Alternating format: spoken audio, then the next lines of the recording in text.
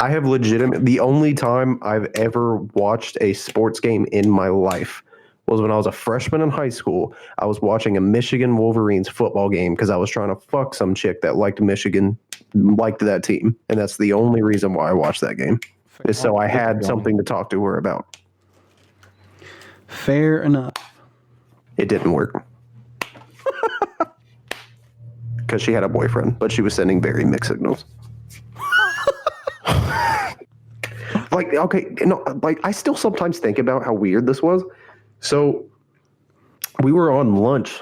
We were on like our lunch break, and she asked me to come sit with her, not knowing that she was sitting with her boyfriend and her stepbrother. And I was like, oh, there's not any more seats. Like, I'm just gonna go sit with my friends over there. She was like, no, sit in my. Or she was like, no, you sit down and I'll sit in your lap. And I was like, your boyfriend's right here. I don't know about that, but I did it anyway. Because my brain told me to. Hang on. Do you mean like the brain in your head or like the brain in your penis? The brain in my penis. It told me to. And like, she was literally just like rubbing up on me like the whole time. And I was like, your boyfriend's right here and he is doing nothing. Maybe he thought that you guys were going to like just fucking go to town together. No, like I half expected him to just like out of nowhere deck me in the face. But then I realized, even with me being as small as I was in high school, he was half my size. So I was like, even if he does it, it's not anything I have to worry about. Dylan, go to town together. No, go to town together is probably the best description I've ever heard for whatever Austin's describing.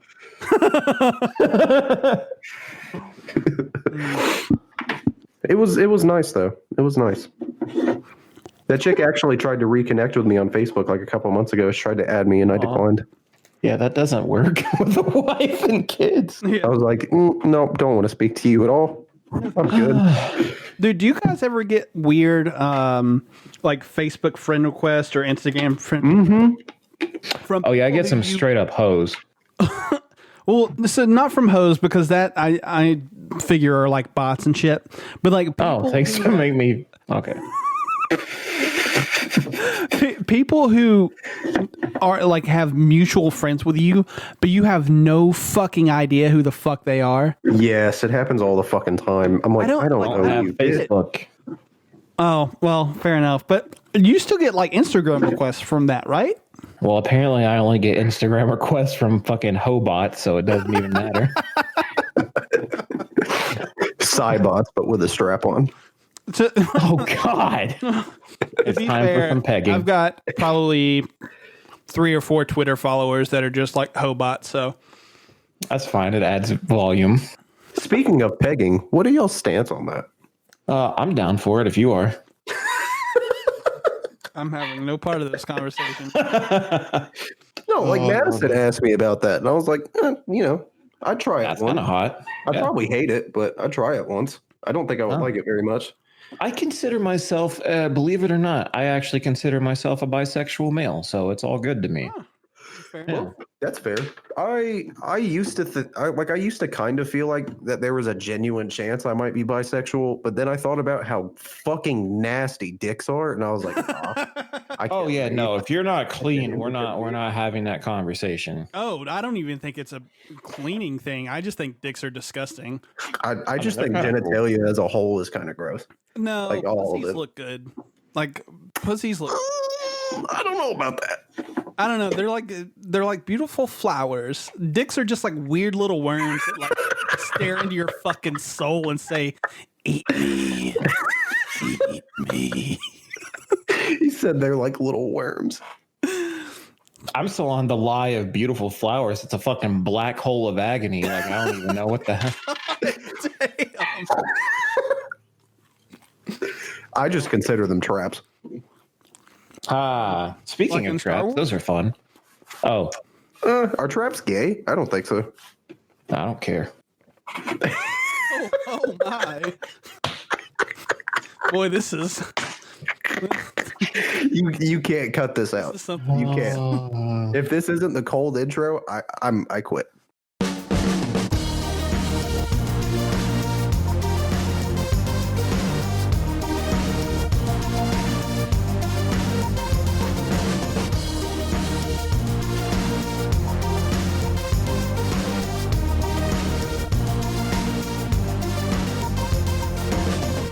Hello, everyone. Hello, everyone. Welcome, welcome, welcome. I didn't even yell that time. I just kind of spoke really loudly. Oh, God. Oh, boy. You are listening to Hunting Pixels, the official video game podcast of Culture Bop and the Culture Bop family of content and entertainment. We have got a big show for you today. We're going to talk a lot about video games and video game studios and business dealings and probably some good old-fashioned Breath of the Wild 2 talk, Austin. It's here somewhere. Just wait. Somewhere. We'll also talk a little bit about the all October long horror movie watching spree that I plan to embark upon. What we've been playing, among some other things. I am your host for this and every episode of Hunting Pixels, the one and only, the often imitated but never duplicated, human Dead by Daylight Wikipedia page, apparently, the Bebop Man, Josh McMullen. And I'm joined, as always, by Dylan. I got that Microsoft money, Martin, and Austin. I can't afford any of this, Stevens. How's it going, fellas? Why am I the broke one?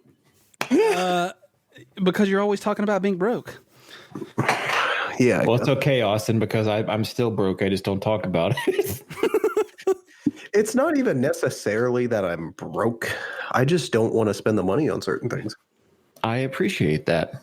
Also, Josh, you said you're the host of the podcast henceforth, but let me just take a moment. If you pass away, can we still do this podcast without you? No. God damn it. Now it's on record. So we just changed the name.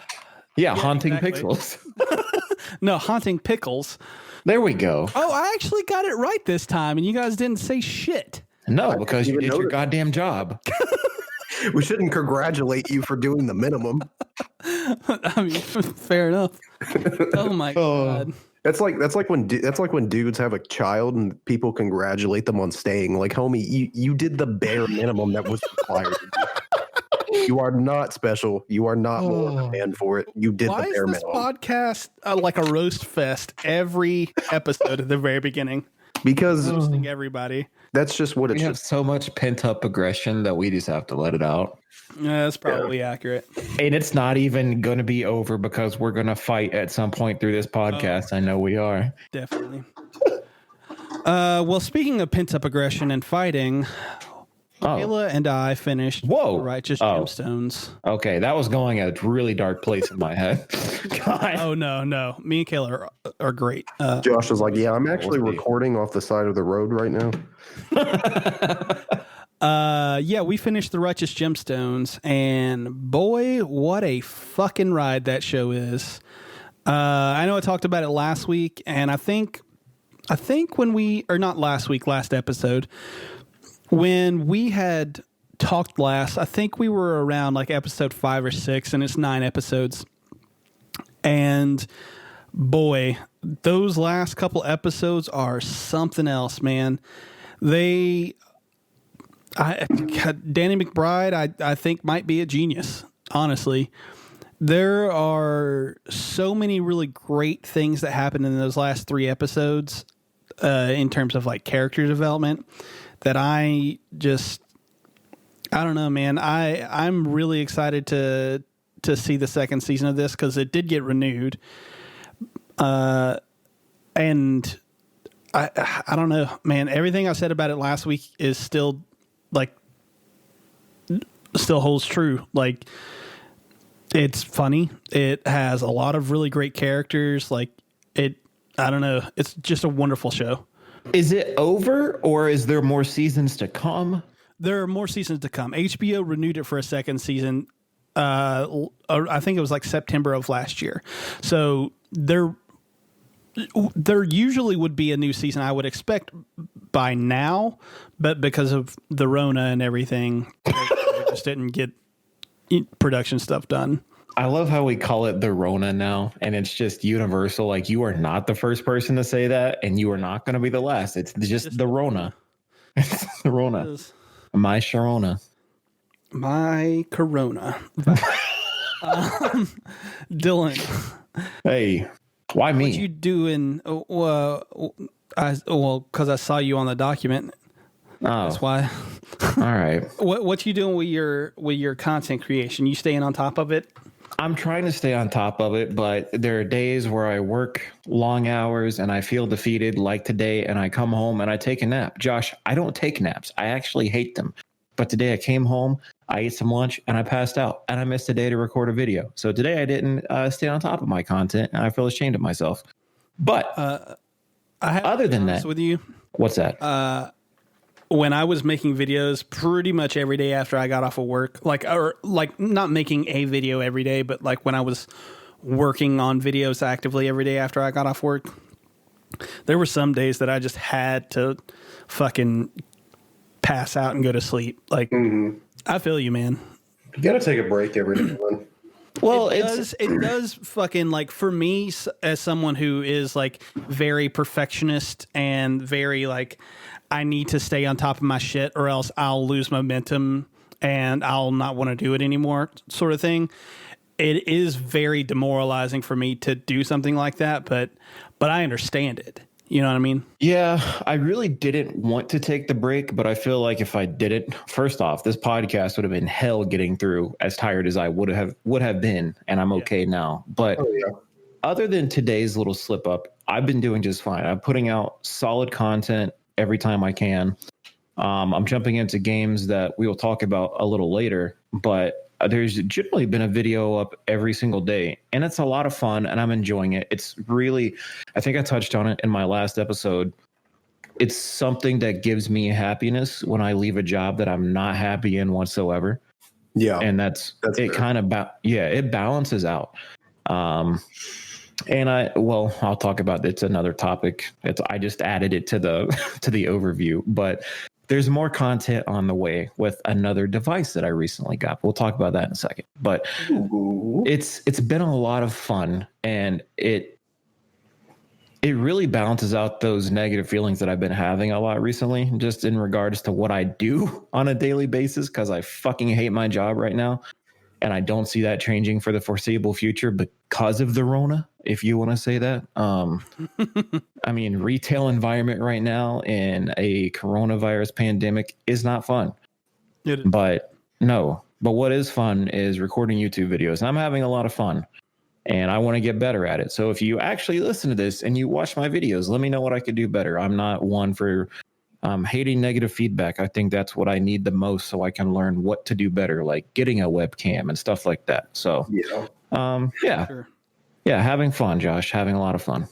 Yeah, and we'll shout that stuff out when we get to the social media at the end. It'll also be in the show notes, obviously.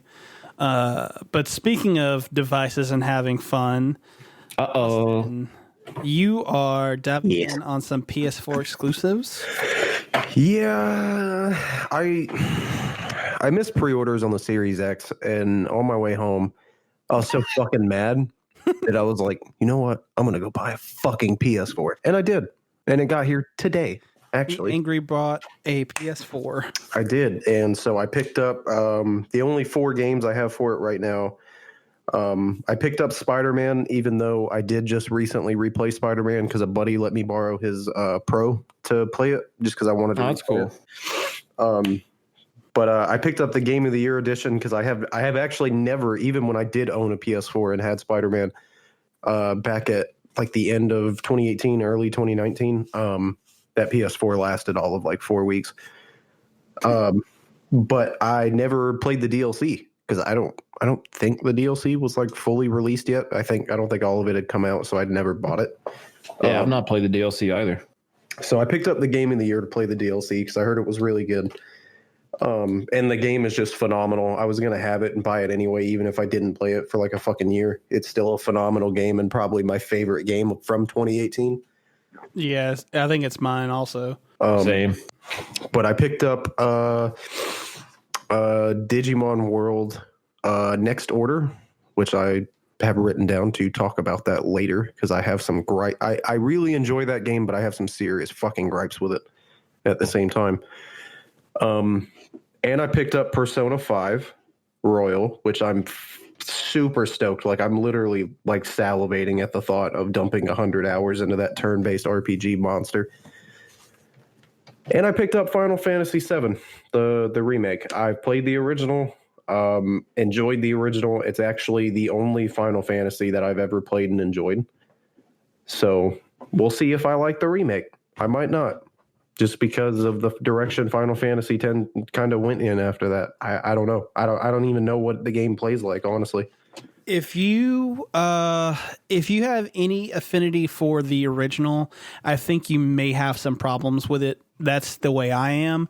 Yeah. If you don't have that sort of reverence for the original, then I think you'll be fine. I think you'll really enjoy it. I enjoy the original, and I actually still have a physical of the original somewhere. I don't know where or why I have it. I just know that I do. I have my case downstairs, and I've got disc 2 and disc 3, but I don't know where my disc 1 is. I have no idea where the fuck it's at. My stepdad, when I was in high school, or maybe it was middle school, I don't know. It was a long time ago. My stepdad actually used to run a flea market, and so he used to go to auction lots for storage units, which, if for anyone who listening doesn't know what that means, pretty much people who can't pay their bill on their storage unit after a certain amount of time of not paying, they just kind of say fuck you, and they put your unit up for auction. They don't show the buyers what's in the unit. You buy the unit, and then you get to keep whatever's inside the unit. The people paying for it have no idea what's on the inside of these units. And oh my God, let me tell you, we found some really weird shit in some of those storage units. Oh boy. Like there was one, it was a giant blue tub. Like that was literally probably, Josh, for reference, because you've been in here, it was probably half the size of my game room, like lengthwise. And we cracked the tub open, and it was full of like severed sex dolls. I'm sorry. Can you tell me what a severed sex doll is? A sex doll whose arms and legs and head have been removed. So they had an amputee fetish, or they had like I'm assuming an amputee fetish, because it wasn't that they were removed; it's that they were like sawed off. So I'm. You think they could have been used for practice for like a serial killer? I don't want to think about that, actually. Oh, but well, I'm sorry.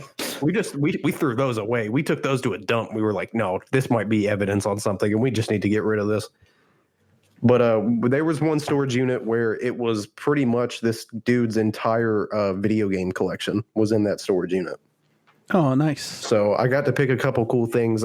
That's where I got my copy of Final Fantasy VII, which, had I have known at the time how much that game was worth sealed, I would have never opened it, because it was still plastic sealed when I got it. Nice. There's a game called like Parasite Eve for PS1 was also in there. I love Parasite. It was also still sealed, and I broke the seal to play it. Probably shouldn't have, but a bunch of original Xbox, a bunch of 360 games. So just stuff like that. But that's why I have a copy of Final Fantasy VII somewhere. Mm-hmm. But I'm gonna dive into them soon. I kind of want to play God of War, because I've never played it before, like the 2018. I've got the disc if you want to borrow it. I would love that. I would actually love that, because I really don't want to buy it. Yeah, it's worth I think it's part of the PS4 like collection, the greatest hits or whatever. So I think it's on there for like $20. But yeah, I'll let you borrow it. I've spent a lot of money in the last 2 weeks, so I don't want to spend any more. Yeah, of course. Yeah. So we'll move on. I was waiting on you to transition. I was trying to find a good transition, and there just wasn't one. Since we last spoke, Kayla and I also went through Vice Principals. Okay. So Vice Principals was the show that Danny McBride made before The Righteous Gemstones, and it was after he got done with Eastbound and Down. And Vice Principals is excellent. It is really, really good. Like, I'm genuinely surprised by how good it is. I I don't even know what to say about it. So it's about Danny McBride and Walton Goggins, who are these co-vice principals for this school. And the principal has to retire to go be with his ailing wife who is dying of like cancer or whatever. Mm-hmm. And so both of them think that they're qualified for the job. So they're setting up to like, you know, try to take over or whatever.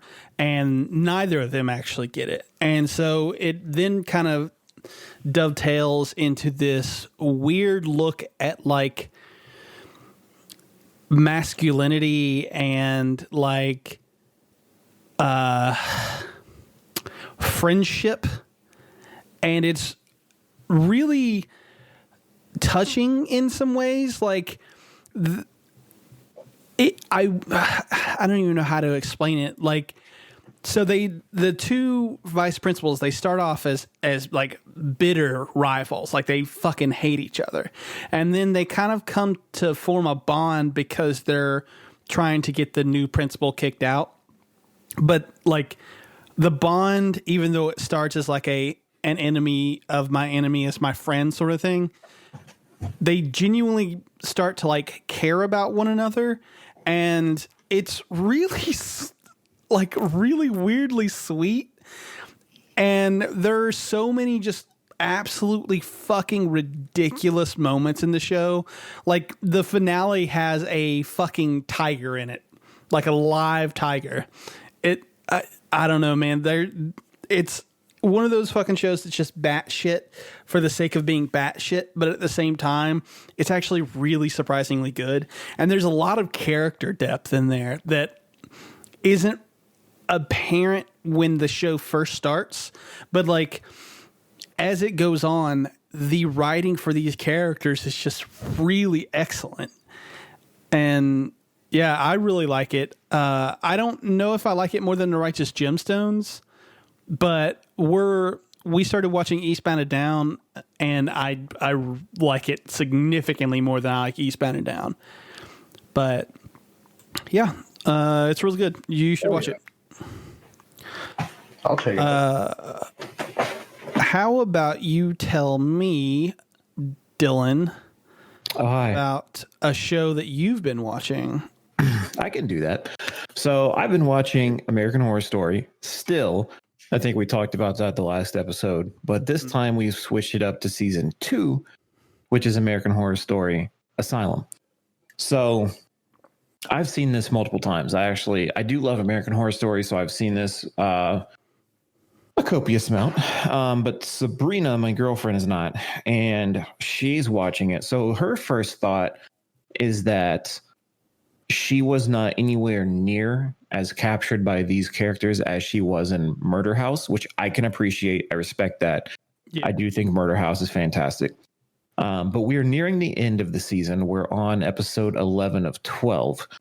And I think she's now starting to come around more to them. And she knew the premise going into it, like each season, the same actors will play different characters.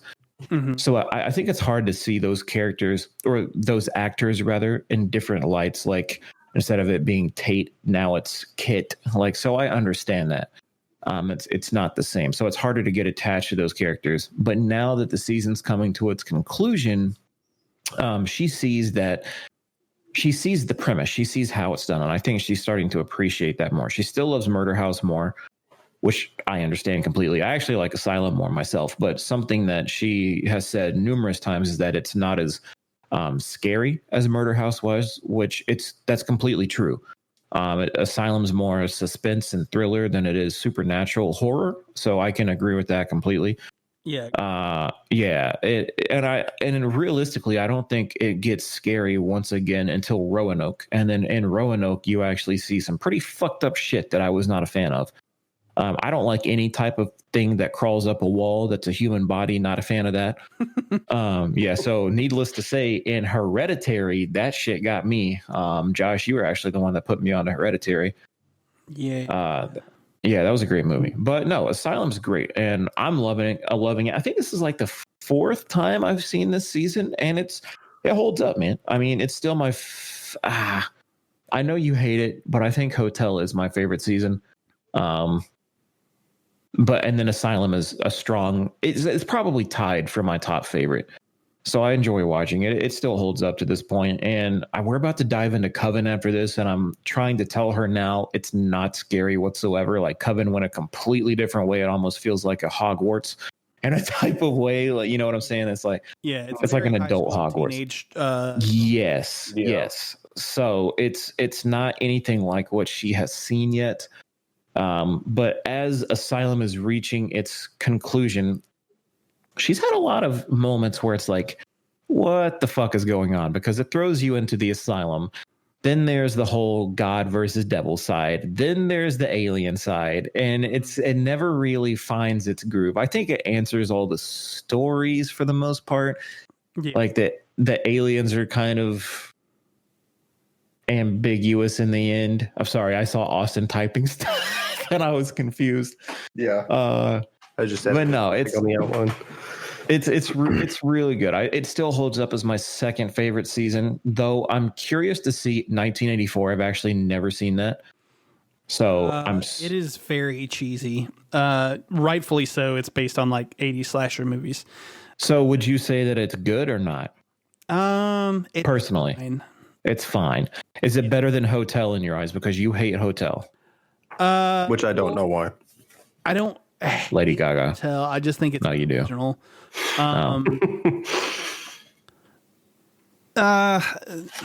If you tell me it's not better than Hotel, we're gonna have an issue. There's somewhere around the same. I don't know if it's quite worse than it, but I don't know if it's quite better than it. Yeah, it's somewhere in that range. Like I got you. That's fine. I don't care for it all that much. I understand. No, I mean, we're working through about a season every 2 weeks. Like we're about to finish Asylum, and it's going to be a while before we even get there. But I'm really looking forward to touching base on Roanoke again, because I feel like I appreciated that season more than a lot of people did. But it's also because it actually had some straight up scary moments in it. Like that's the first time in a long while watching American Horror Story that I was like, I don't feel so good about this, because I didn't feel that from season 2 up and like all the way through season 5. I never had a moment where I was like kind of scared a little bit. But in Roanoke, like I said, there was that point with the people crawling up the walls. Didn't like that. There's the point where they were going through like the underground tunnel, and then the ghost turns around, and I'm pretty sure his mouth drops like 6 feet to the ground. Didn't like that. Yeah, so there's a lot of moments where it's scary, and I'm looking forward to getting back to that. But until then, I'm just kind of enjoying the ride. I don't think it should have been called American Horror Story all the way throughout. But until then, American Horror Story Asylum is fantastic. I love it. Josh, did you like Asylum? Yeah. Asylum's probably my second favorite season, honestly. Okay. Was Murder House your number one? Yeah. Austin, did you watch it? No, I don't think so. All right, well, conversation over. I don't think so. I need to. Well, so things that I also need to watch is what Austin is getting ready to watch, and that's the final Digimon Adventure movie. I just rented it on Xbox, like right before I sat down to start the podcast, and I'm going to watch it as soon as we get done, and I'm going to cry like a child, because I'm sure I am too. So I have a huge affinity for Digimon as a franchise. Same. Especially Adventure. I'm going to be honest, I didn't really like Adventure 2 all that much. I thought it was okay. But I didn't really care for it as much as Adventure 1. Tamers is still my favorite series that they've ever done. Yeah, Tamers is the best, I think. Tamers is just dark. It's surprisingly dark. It didn't, like, even as a kid's show, like me and Josie are watching it, and it's starting to get to the point where I'm like, I don't know that I'm comfortable with my 4-year-old watching this anymore. Like, this is starting to get pretty dark. But, yeah, the new movie came out today. It came out digitally today, and I think it's receiving its physical release is like next Tuesday.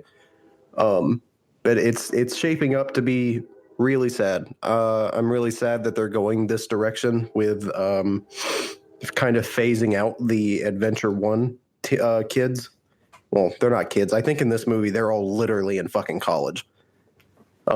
That's how much of a time skip it's supposed to be between. I'm assuming that this is a sequel to the Try movies. I haven't really researched that all too much. I don't know if the Try movies are even considered canon or not. I feel like they are, because that was kind of the point. I mean, why would you make 6 2-hour-long movies and not make them canon to the story? But it's supposed to be really sad. The whole premise of the movie is when the kids who receive Digimon partners reach a certain age, they actually lose their partners. And they have to say goodbye to them. And there's a new conflict. There's a new Digimon that's arising, and he's like taking other kids that were chosen to be Digimon partners and like pretty much kidnapping them and like holding them in this like ice kind of crystal thing so they never get older and they never age. And the lady who comes in, I don't know the lady's name because I haven't watched the movie yet. But in the trailer, this lady comes in and she explains, like, when you guys reach a certain age, you'll lose your Digimon. So now that this new threat arose, they're like, okay, well, I guess this is just going to have to be our last fight. And the lady's like, well, you can't fight him because every time your Digimon digivolve, it accelerates the separation process. So they lose them quicker if they decide to fight this threat. And that just sounds heartbreaking. And I don't think I'm ready to watch it. But I'm probably going to get blasted as soon as we finish recording and sit down and watch it. Yeah. I will let you guys know my opinion. Fucking alley. Blasted on what? Medicine. I just needed to hear it. Makes me happy. Yep, some good old-fashioned adult medicine. Well, it's really ambiguous because that could mean a lot of things. Yeah, it is, and I'm going to keep it ambiguous in case family listens to this podcast. You know what that kind of I'm sure it's not the same, but what this movie kind of reminds me of Toy Story 3. I've never seen it, so I couldn't. Okay, I couldn't say. Is that the dark one? I mean, that is arguable, but I would say that it is the darkest of the four. And I genuinely don't know why the fourth one exists. It kind of makes me angry to think about it. Are they making a fifth one too? Probably. No. It's a huge fucking cash cow. Like, why would they not? You guys want to know a fun fact? Please tell me you've never seen Toy Story. I've never seen any of them. Okay. I love you so much. No, I'm going to tell you why that's okay, because I fucking hate that franchise. What? Get the fuck off the podcast. All You're right. done. All right. Like, so I think I've seen like half of the first one and like 20 And you turn that minutes shit off. And I just, even as a kid, I was just like, I'm good. Yeah. If I want to see a doll moving, I'll go watch Child's Play. Oh, Jesus. Oh, was that bad? I feel like that was fine. I don't know. I've never seen the original Child's Play either, so I don't know. Oh, well, Toy Story 3 kind of deals with the same thing. It's about like growing up and moving on. Yeah, that's from what I kind of got from watching the trailers of it. The final 5 minutes of that movie make me cry like a fucking baby. Oh no. Toy Story 3 is an excellent movie. Like, just, and it's not even like an excellent kids movie. It's an excellent movie, just period. That's like Madison watching any anime that we watch together. Yeah, My Hero Academia. Dude, the episode in My Hero, for viewers listening, where All Might fights One for All and he loses his powers, bro, Madison was bawling. I'm not gonna lie, I cried the first time watching it too, because that was a really emotional fight and I was bawling. But she still cries. We can go back and watch that episode and she'd just be crying. Yeah. Dylan. Elgato HDS. I felt really attacked right there. Dylan. Yeah, what do you mean question mark? Yeah. So back to the whole girlfriend thing.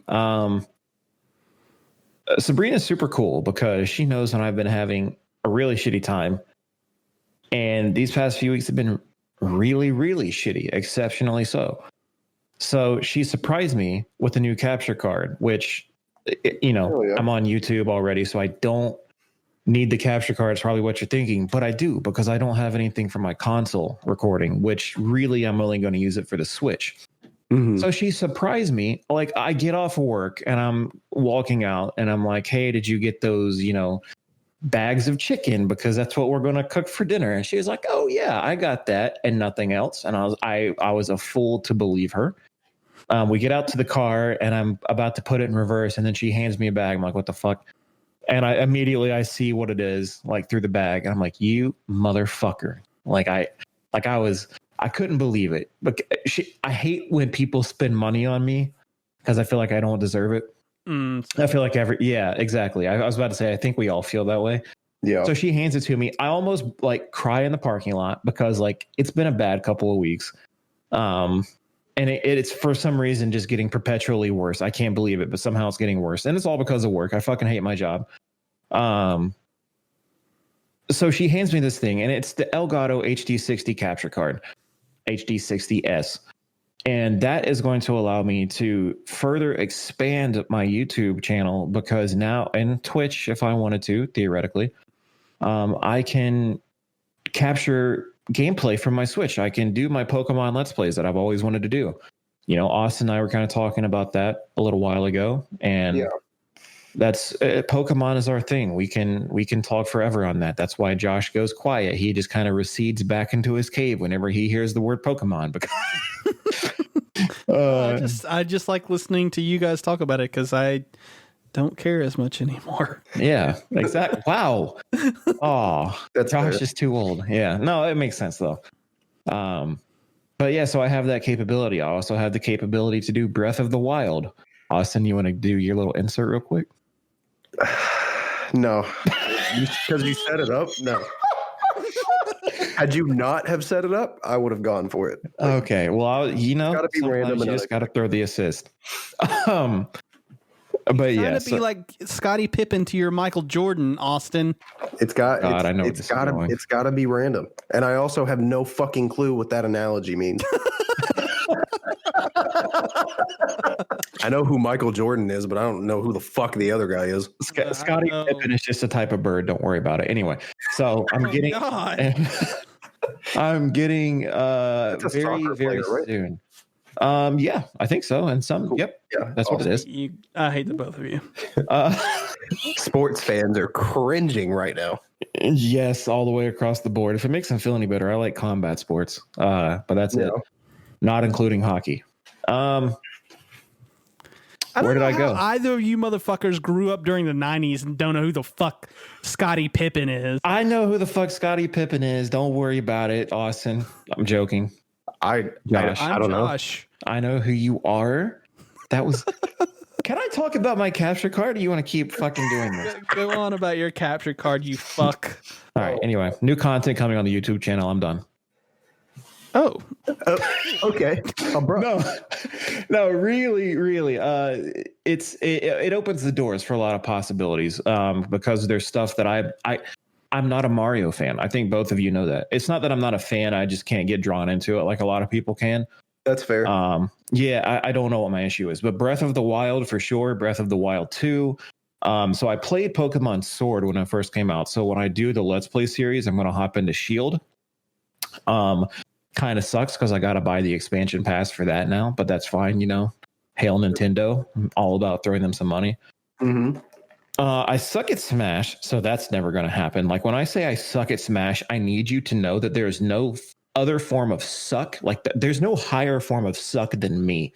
I am terrible at that game. I don't know what it is. I can play Street Fighter. I can play Mortal Kombat. I can play Tekken. But as soon as I touch a controller on Super Smash Brothers, whatever the fuck, I immediately suck. I don't know what my issue is. So that's never going to happen. That's harder than a $2,000 prostitute on the Bunny Ranch. Oh, wow. That sounded a little personal. Have you had that? No, I have not. Oh. I have. I've never bought in a prostitute, so nope. Well, not yet. There's always the pegging option. I really hope I don't get to the point in my life where I have to buy a prostitute. Well, I might need a friend. So Smash Brothers is never going to happen, but there's a lot of options for stuff that I'm not traditionally a fan of. I kind of do want to dive into Mario, but not necessarily the what the fuck is the newest Mario? Not the triple pack that just came out. The other one, like The Mario the big one. 35. No. Oh, like the last one that was released? Yeah. Super Mario Odyssey. Yeah, Odyssey. Like I tried playing that and I made it like a few worlds in, and then I dipped out and I sold the game. I wasn't having it. I don't know what my issue is with it, but I kind of want to try it again. Cool. All right. We have 2 things left. Austin, you've been setting up your PC. You got it, what, last night, right? Mm-hmm.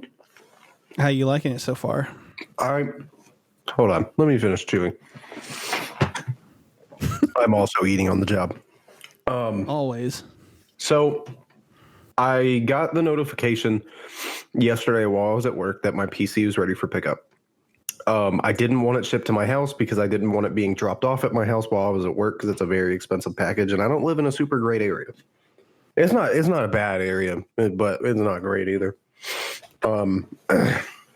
So I got the notification on my lunch break. Luckily, the FedEx office that I had chosen, I didn't realize was actually only a 5-minute drive from my work. So on my lunch break, I went and picked it up. And the woman behind the fucking counter did not want to pick the package up because it was too heavy. So she went to flip it upside down and try to roll it like that, like just constantly flipping it. And I was like, excuse me, that package probably, I'm imagining, costs more than one of your paychecks. So if you could not fucking do that and just let me come behind the counter and pick that shit up, we'll be all right. But I got home, had some issues setting it up last night because I'm a fucking idiot. But once I finally got it set up, I downloaded Steam and Discord and Audacity and blah, blah, blah, all the fucking PC nerd shit that you fucking want. I had a blast with it last night, dude. I played Dead by Daylight. I played a couple rounds of Fortnite. I downloaded Spellbreak. I haven't played it yet. I'm probably going to do that later tonight.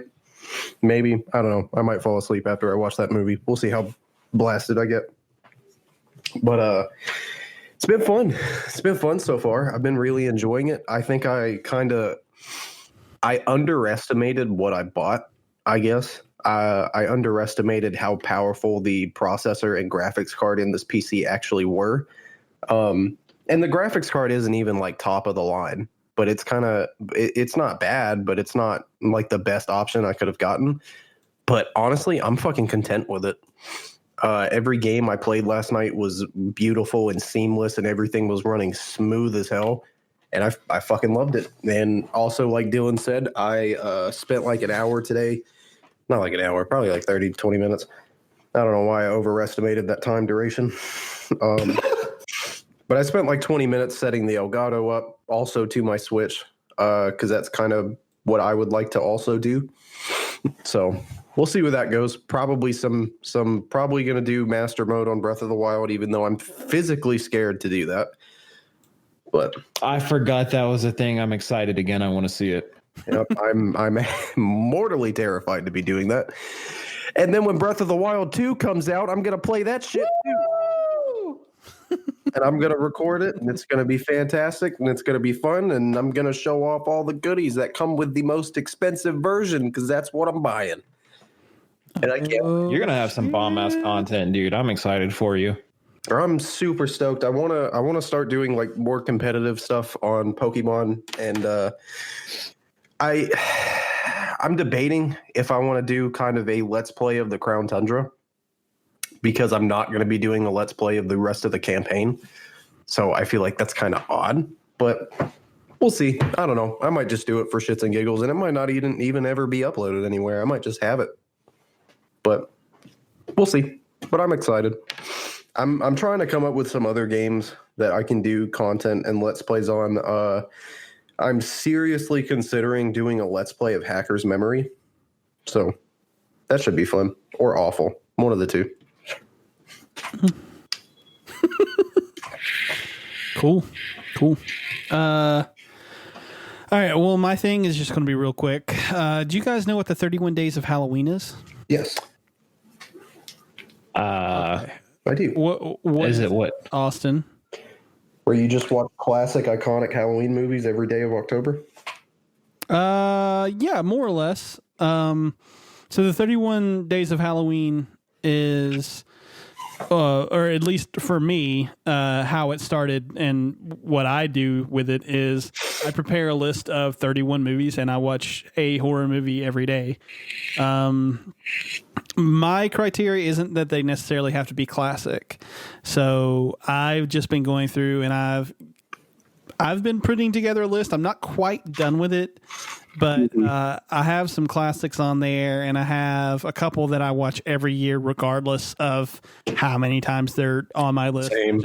I have to fucking watch them. Like, I have to watch Trick or Treat every fucking year. It's the ultimate Halloween movie. I don't think I've ever actually seen that one. Oh, it's so good. It's I might have to so watch fun. it. I have never once seen that. You Never have I ever. I think I have it on Blu-ray, so we might have to make like a movie night and watch it. Oh, hell Well, here's yeah. the thing. Every time you have ever told me about a horror movie, it has been the bomb fucking diggity. Hereditary is now one of my top horror movies of all time. It's So- good, dude. Yeah, it's fucking terrifying. And every time I hear someone go, I fucking lose it because I don't like that anymore. I'm actually planning on doing something similar, except not with like adult horror movies. I'm gonna do like I planned on my God, yeah, that always.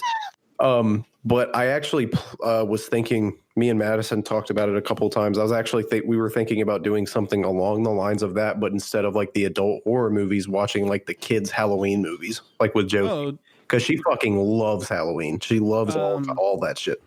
so on culturebob.com, I have it running through a blogger thing.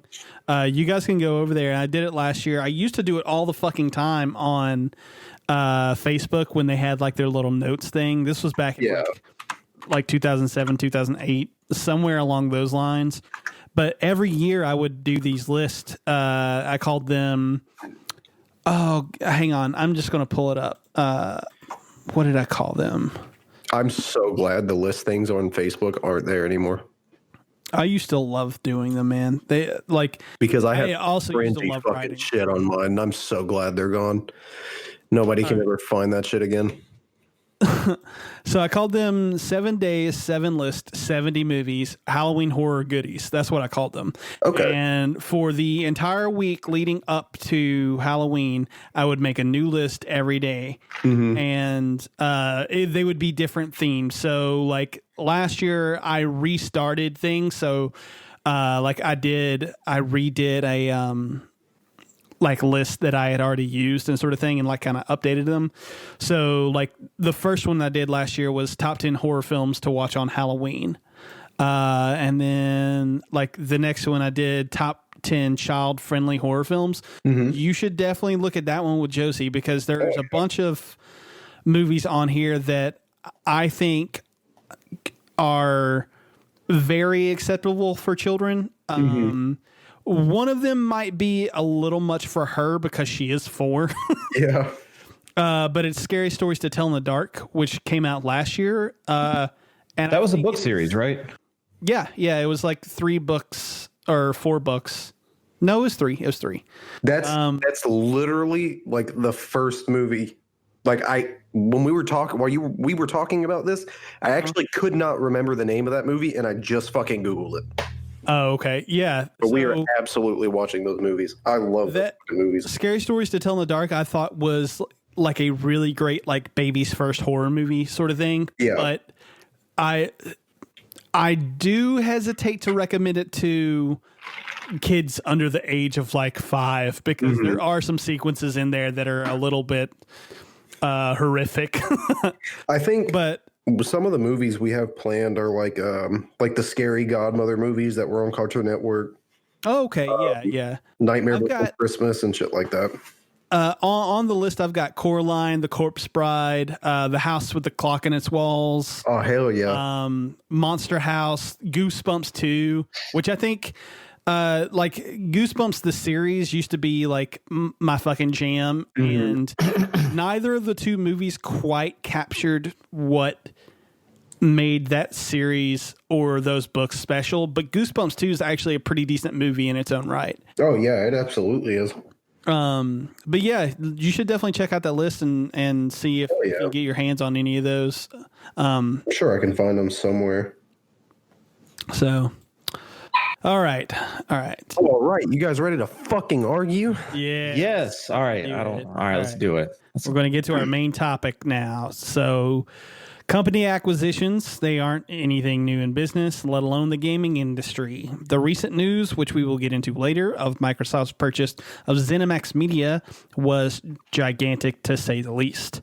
Not only did they garner a lot of attention, they also managed to gain additional value for their Netflix-style gaming service Game Pass and bolstered their first-party teams.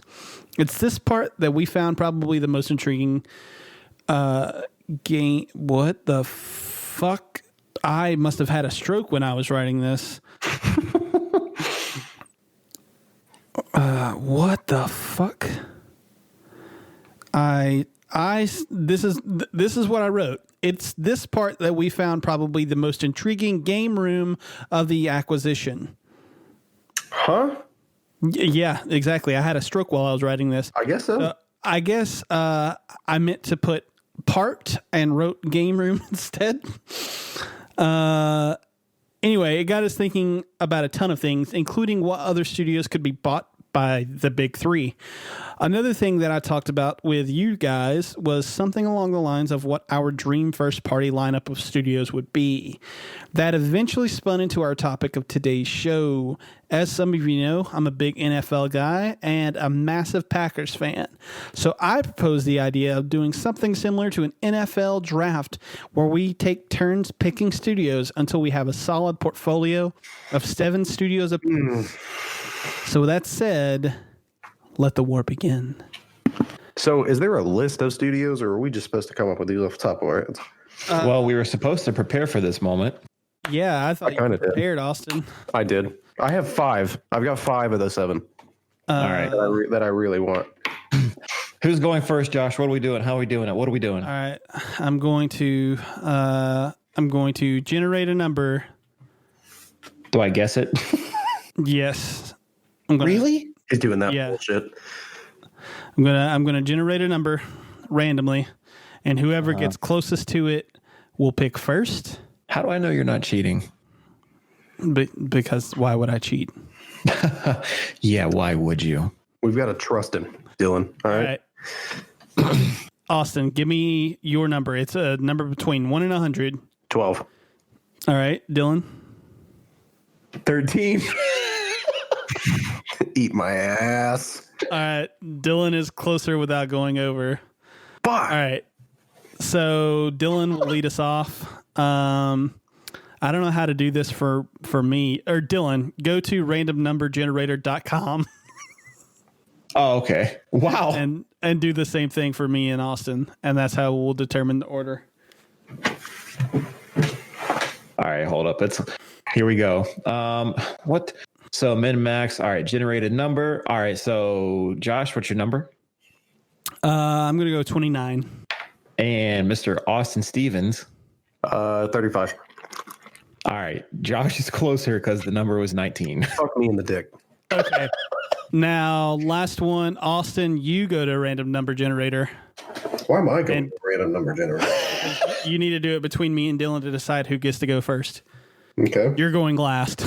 Wait, I won the first one? And now, God damn it, Josh. This is the exact situation I didn't want to fucking happen, and you goddamn knew it. All right, pick a number. You fuck. Right. I'm going to go with 53. Okay. 52. Dylan. Okay. All right. So Dylan, me, Austin. All right. Okay. All right. Here we go, boys. Right. Number 1 studio for me. God, you cucks. Austin's dying over there.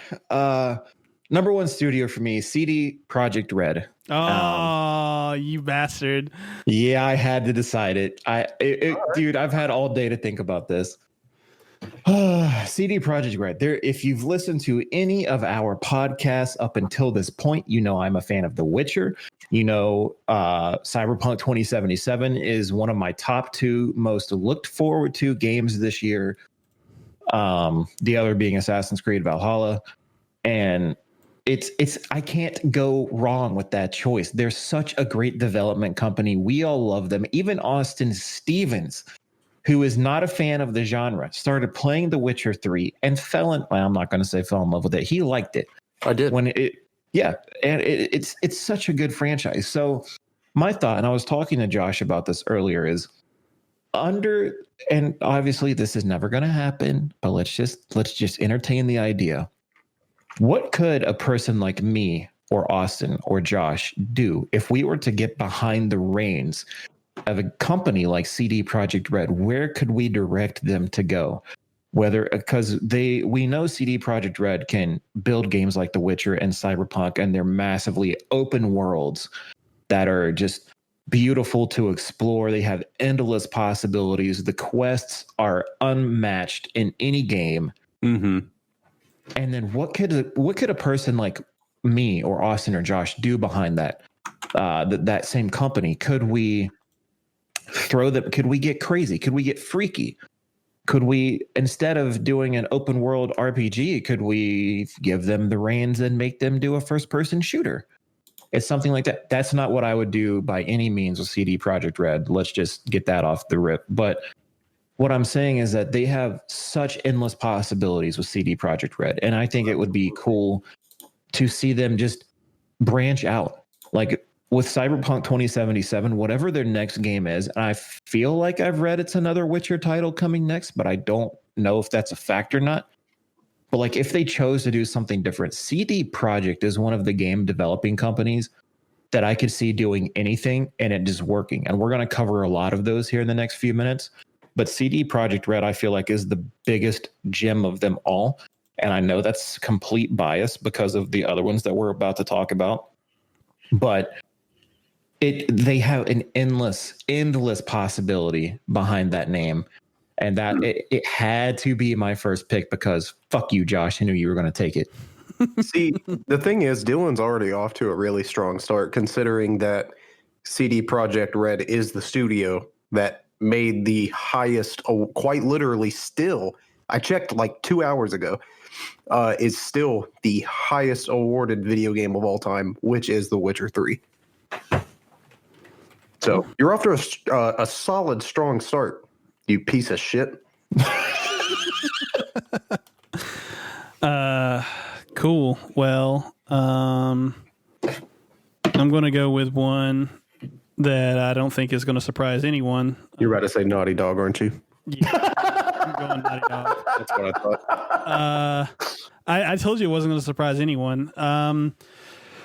So the thing about Naughty Dog is I think that they are probably pound for pound the best developer in gaming. Mm-hmm. No.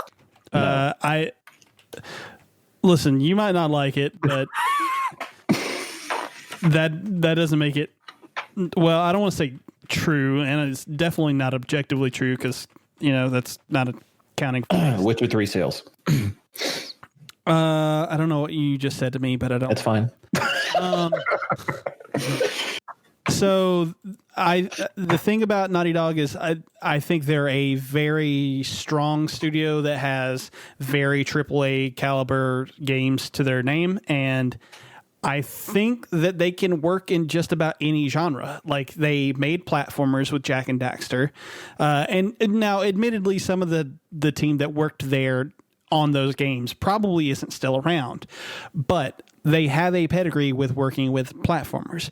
They have made racing games with Jak X. They have made third-person shooters and cover-based shooters with Uncharted. They have made more or less like stealth games with oh my God, The Last of Us. Jesus Christ, I don't know why I couldn't think of that. But I also know that they have gathered talent from other studios. Like I'm pretty positive that they I don't know what that was, but it's fine. Nope, it's not fine. He's dropping in and out. It's time to filibuster. I don't know what the fuck just happened. Oh, just kidding. He's back. Go ahead. Okay. Go ahead. I'm sorry. No, you're good. I was just gonna end it by saying that I know that they also have gathered team from other devs that have pedigrees and other stuff. Like I'm pretty positive that the lead from Infinite War, the video game, not Infinity Ward, the developer, went to Naughty Dog. I'm pretty sure I remember reading that, but. So they have someone there who has worked with first-person shooters, so they can do first-person shooters, or at least conceivably. So I mean, you don't get more AAA than Naughty Dog, and it makes sense. Yeah, and I can give them grief all I want to, but they truly are the jack of all trades developer. Because when we were talking today at work, the first thing I said is they could even do a racing game if I wanted to, and then you brought up the Jack game, and it's like, holy shit, they've already fucking done it. It's like they can do goddamn everything. Yeah, absolutely. So it's a good grab. Austin. All right, so the first studio that I'm taking should not be a surprise to anybody. God damn it. It is Game Freak. I'm taking Game Freak. Reputation kind of speaks for itself. They are responsible for the games that are included in the highest selling multimedia franchise in the world, which recently surpassed Star Wars, which is Pokemon. It's adored by everybody, ages, fucking 10 to, I was going to say 60, but I don't know that that's super accurate. It fucking might be. I don't know. But I have a huge affinity for Pokemon games. I've played every single game. I've been playing them my entire life. But there's so many directions that I think they could go that would be better than what they've recently done. To me, Black and White were the pinnacle of the franchise, and it's just been downhill from there. And under new management, I think Game Freak could do a phenomenal job. If it wasn't for Nintendo and the Pokemon Company, I think Game Freak could fucking easily make a Pokemon game that could win awards. I mean, I don't think Pokemon games even win awards ever. I don't know, maybe. But that's my pick. Yeah, we figured it fucking would be, and I wondered, Josh and I said if I don't take CD Projekt Red, Josh is taking it. If I don't take Game Freak, you're taking it. And I had to bite the bullet and go CD Projekt. Yeah, because I fucking knew you're going to go Game Freak. Now, that's fine. To be fair, Dylan did know that I was choosing Naughty Dog first. Mm-hmm. Yeah. Oh no, no, he didn't. I knew. Yeah, everyone knew. Yeah, everyone fucking knew. Because every time you were explaining how the shit was going to work, that was your fucking reference. That is true. Fair enough. Yep. But it's like with I wanted Pokemon as well. No, I wanted Game Freak as well, because like what you said, under new management, the game could soar. I'm not saying it's falling out of the sky right now. It's not. It's losing a little altitude, but it's still doing great. Yeah, no, I think Sword and Shield is like the second best-selling Switch game of all time as of right now. Yeah, I mean, you can't knock them. They know what they're doing, but with a new formula, they could do so much better. And that's what I was thinking about today. That's why I wanted them on my list of 7. It's because I'm not mad that you got it, because at least, and I'm not trying to say this like this, we're about to acquire these game studios and we're the head of development now, but it's like, at least I know if someone like you got it, you could lead them in a proper direction of where they possibilities are endless. Oh yeah. And I think we're just trying to be like money hungry right now. We're releasing too many titles and stuff like that. In a short amount of time. Like, I think the development cycle needs to be expanded. I don't think it needs to be as fast as what they're doing. But I think that if Game Freak took a break, they take a break from making remakes and main series games and whatever, and they said, all right, we're going to do something creative. I know that's kind of fucking unheard of in this company, but we're going to do something a little fucking creative. And they made an MMO style Pokemon game with every current region available, every current Pokemon available. I think that has potential to topple the video game industry. I think that would be a breaking title. We need to have they'll a never do that, fucking episode where we talk about this, because I want to draw parallels to what Pokemon Go actually is in relation to what you just said. But we can go on for hours talking about this. Yeah, Josh, we should move on while we're ahead. I'm going to be real with you. Well, Dylan, it's your turn. Who's pick number 2? Shit. Okay, I have this is hard. I got to go FromSoft. They're okay. So I'm going to start this out by saying I really wasn't a fan of Dark Souls 1 or 2. I don't know what happened. Something just did not click with me. I remember back in the day playing the games, and the first thing that I kept saying to my friend who was a huge Dark Souls fan, his name's Greg, he was a fan of the game, diehard, bloodthirsty, give me that Dark Souls booty. Like, that's what he was all about. And yeah, that was with the first 2 games. So what a way to explain it. I know. What? Don't chastise me. Don't do that. Let me have my moment. No, I'm gonna let you have this one. All right. Thanks. I appreciate that, Daddy. You're welcome. Okay. So, it got weird now. We're all about the weird. But that is true. He loved the game franchise so much, and I gave it a shot. I gave it a shot with 1 and 2, and I just couldn't get into it. But I then tried Dark Souls 3, which I know is divisive in the fan base because it did change up the formula a little bit. But Dark Souls 3 I fell in love with, and it didn't make it to my top 5 on the first podcast we did, but it's there. And I just didn't bring it into the list because the other ones have more of a sentimental value. But Dark Souls 3 is one of my favorite games of all time. It was so much fun. I loved the world. I loved the combat, the movement, everything about it. And then I played Bloodborne.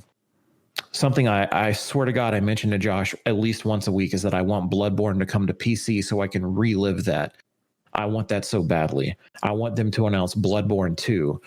So FromSoft has this uncanny knack of just making fantastic games that nothing else can imitate. The only other thing that can imitate it, and we'll talk about that in a little bit, because if no one else picks it, I'm going to pick it. But there's another company that kind of comes close, but FromSoft just makes these games that are brutally hard, and the worlds are so dark, and just normally in a dark type of game, I'm not going to say necessarily you're afraid to go forward, but I feel like FromSoft does such a good job at making you want to take that next step. And even though you're getting hammered by these enemies and destroyed by the bosses, you keep coming back for a reason. And there's no other game truly that I feel that has done that for me. And I would love to take that in and see what else they can do. I think FromSoft is a game development company that is very good at what they do, but I want to see what else they can do with that same motivation and power. So FromSoft, number 2. Hell yeah. Okay. My number 2 is Obsidian Entertainment. Cool. So when I was putting this list together, well, it's not really a list. When I was thinking about what I would want to do as my portfolio, I wanted to make sure that I grabbed at least one AAA studio that I knew could develop the goods, and I knew that I wanted to grab an RPG studio. And I think Obsidian is that developer that I think Obsidian is that developer that does Bethesda games better than Bethesda. How are you going to take the studio that made my favorite game of all time? Listen, man, it was either them or I don't know how you're going to feel about this. It was either them or Atlas. All right. I'm going to take something from you.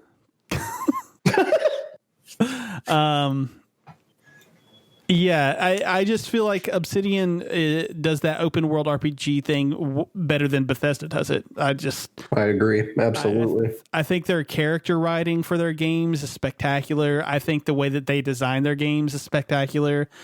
I I don't know. I love Obsidian games, and even they're like lesser known games. Like, I'm not sure if it's lesser known, but like I think Pillars of Eternity is really excellent. I don't know if you guys know this, but they did South Park and the Stick of Truth, which is so fucking funny. It's so good.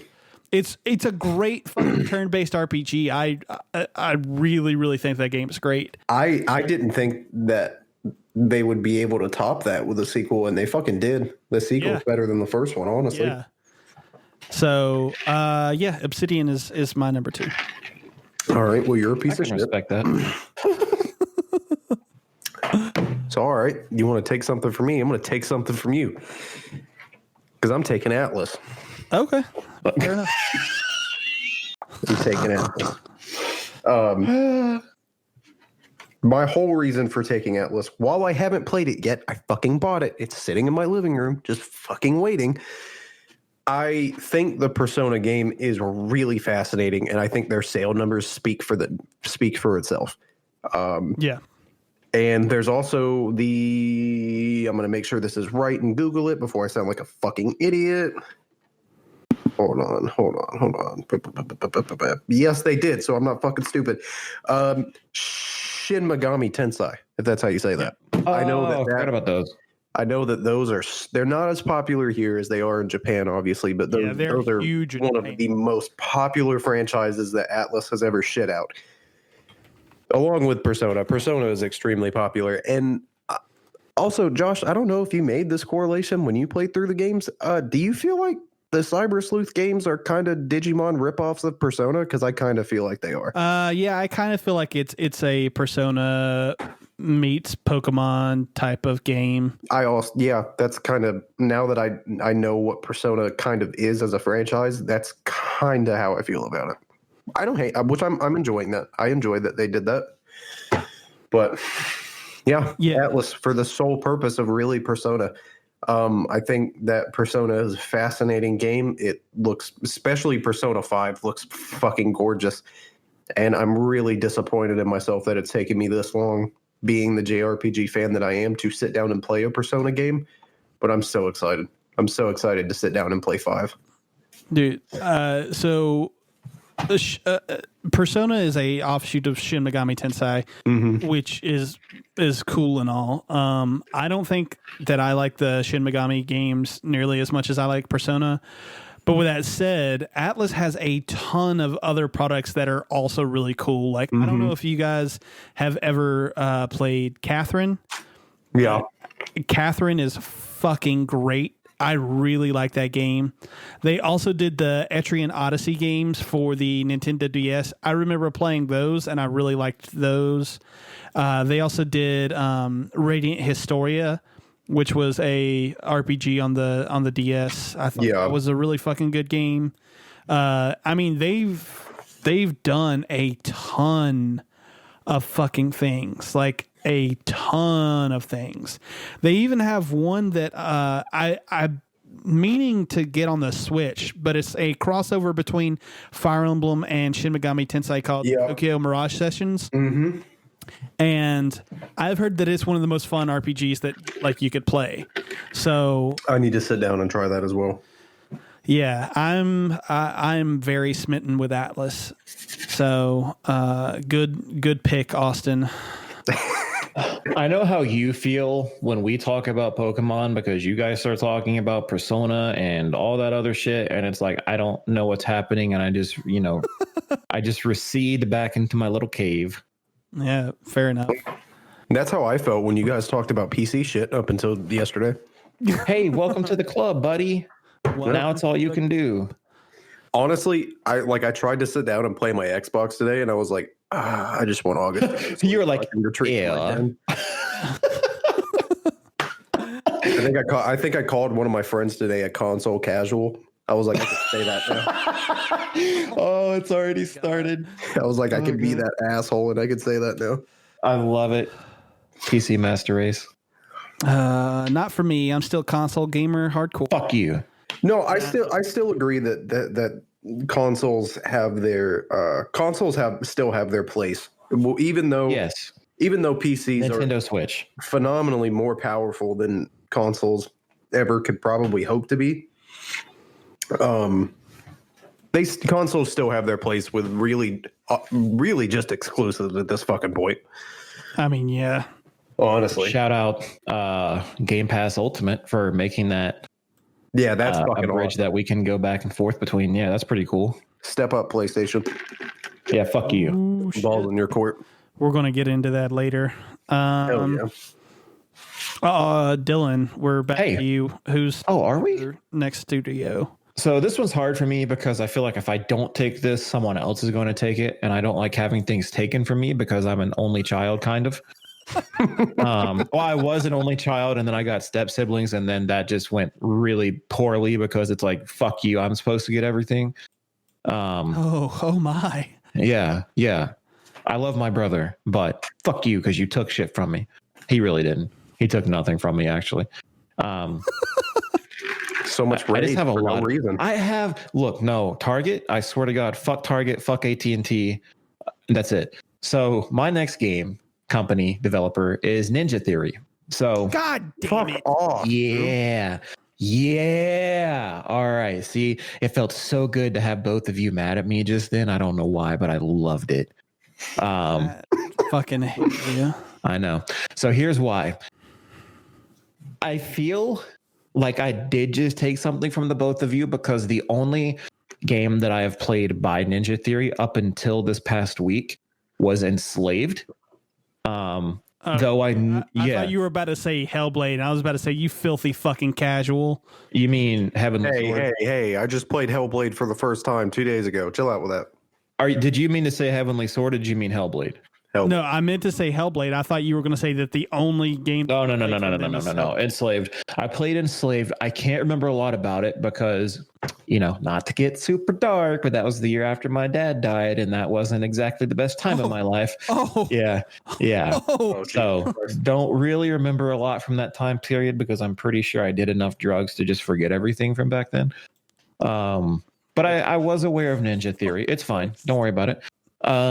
So up until this week, that was the only game I played. And we will talk about a little later what I have been playing this week. But just as a snippet, spoiler alert, it's Hellblade.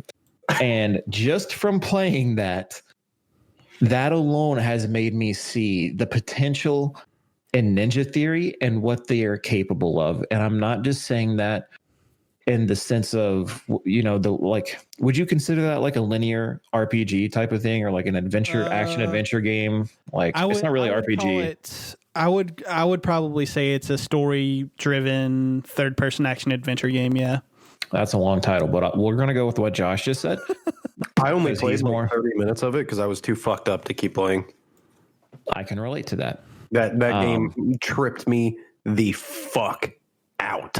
It is a trippy game, and that's why I want to take what they did with Hellblade and see that implemented into something else. So instead of it being just that story-driven action adventure game, I would love to see that branched out into an RPG or something of that sort. I love RPG games. I think you guys know that by now. So seeing that type of passion put into something with that same, like Hellblade for what it is, it's a short game. I know that. I knew that before starting to play it.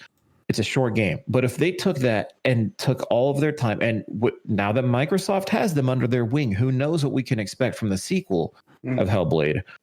But beyond that, I want to see what they're capable of. And I had to put them on my list. I feel bad because I don't have as much passion for them as you do, Josh, but it is something that I'm starting to develop that passion for. I knew of Heavenly Sword. I knew of Enslaved. Did they do Devil May Cry? Is that right? Yeah, the newest one? DMC. Yeah. It's that kind of their own take. And I didn't play that, but it looked kind of cool. I'm not going to lie. It's so good. Well, I'm glad to hear you say that because I keep getting mixed thoughts on it, like mixed reviews and people telling me different shit. So I actually want to go back and play it now that you say that because I trust your opinion on that. So I do want to go back and play it now. But they're a game company that I feel like Microsoft on top. We'll talk about the other news later, but they acquired Ninja Theory, and that's probably one of the low key best things they could have done. So that's along the same lines. I'm putting them on my list for that same reason. Like they're going to be one of the hard hitters of this next generation. I feel like. Yeah. So I remember them as far back as their first game on the original Xbox, which was Kung Fu Chaos. I wasn't really cognizant of what developers were and publishers and all that shit until much later. But I went back and I remember playing that game and I remember really enjoying it. Heavenly Sword was one that I thought was fine. I didn't care for it all that much, if I'm being honest. It was a nice little technical showcase for the PS3, but Enslaved was what really got me. I really, really liked Enslaved a lot.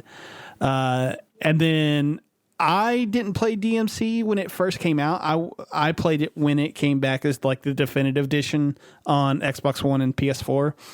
And I really fucking like that game a lot. Like, I really fucking like that game.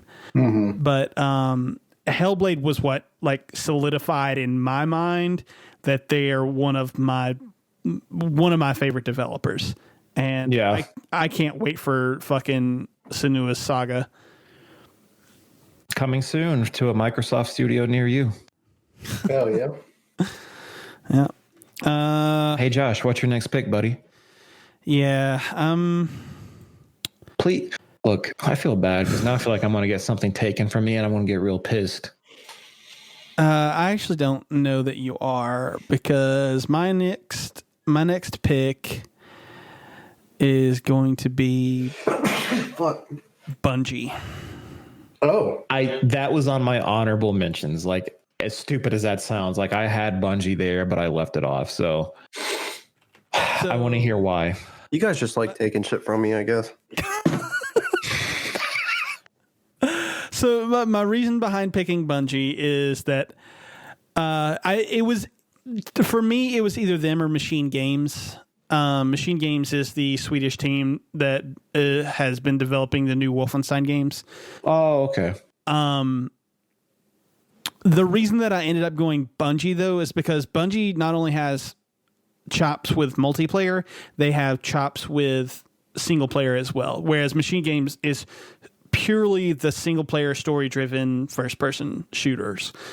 And again, I mean, I don't know if you guys can see kind of how my list is taking shape, but I wanted to have a plethora of studios that could do different things. So, and that's where I was trying to figure out, do I need to make a first party studio that can do everything, or should I put together the ones that I love and like give them the options to do anything they wanted? So you're going the exact way that I initially wanted to go, but I think I somehow failed in. Yeah.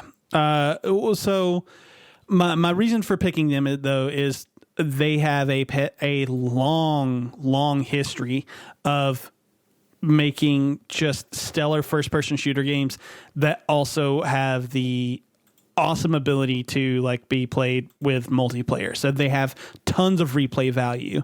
And I mean, Destiny 2's fan base has grown, I would say, pretty significantly over the first game. So they also have that ability, I would say, to like keep people coming back. Mm-hmm. So they seemed like a no-brainer to me, and I had to pick them. Oh yeah. I think it's straight up, because Bungie has done so much right. And you can say what you want to about Destiny. That's fine. I think they did great with it. I think they did great with the first few Halos. And they have shown that they're not a one-trick pony. And I feel like they could do so much. Yeah, I agree. All right, Austin, who's pick number 3 for you? I am taking Square Enix. Okay. Oh, Is there a specific team within Square Enix that you're picking?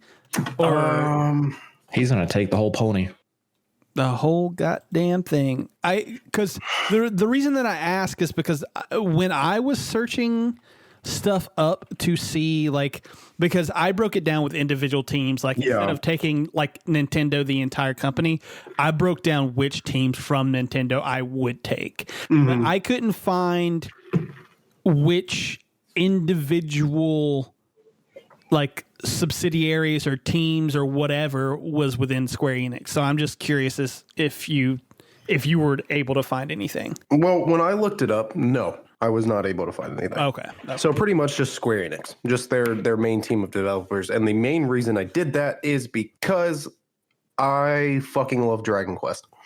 Dragon Quest is a phenomenal RPG that, to some extent, I think does Legends of Zelda style better than Zelda. Oh, interesting. Damn. Yeah, like I knew you couldn't see my face, but I was pretty shocked by that. Specifically Dragon Quest 11. If you guys have never played Dragon Quest 11, that game is fucking gorgeous from beginning to fucking end. I say that like I finished it. I haven't finished it because it's like 100 hours long, and I haven't had the commitment to finish it. I'm probably 10 or 15 hours in. It's been a minute since I fucking tried to play it again. Oh, I just found it. Oh, really? Because I tried looking it up specifically for Dragon Quest, and I couldn't find shit. Yeah, I just found it. So I'm looking at it right now. According to this, they were broken down into 12 business divisions. Mm-hmm.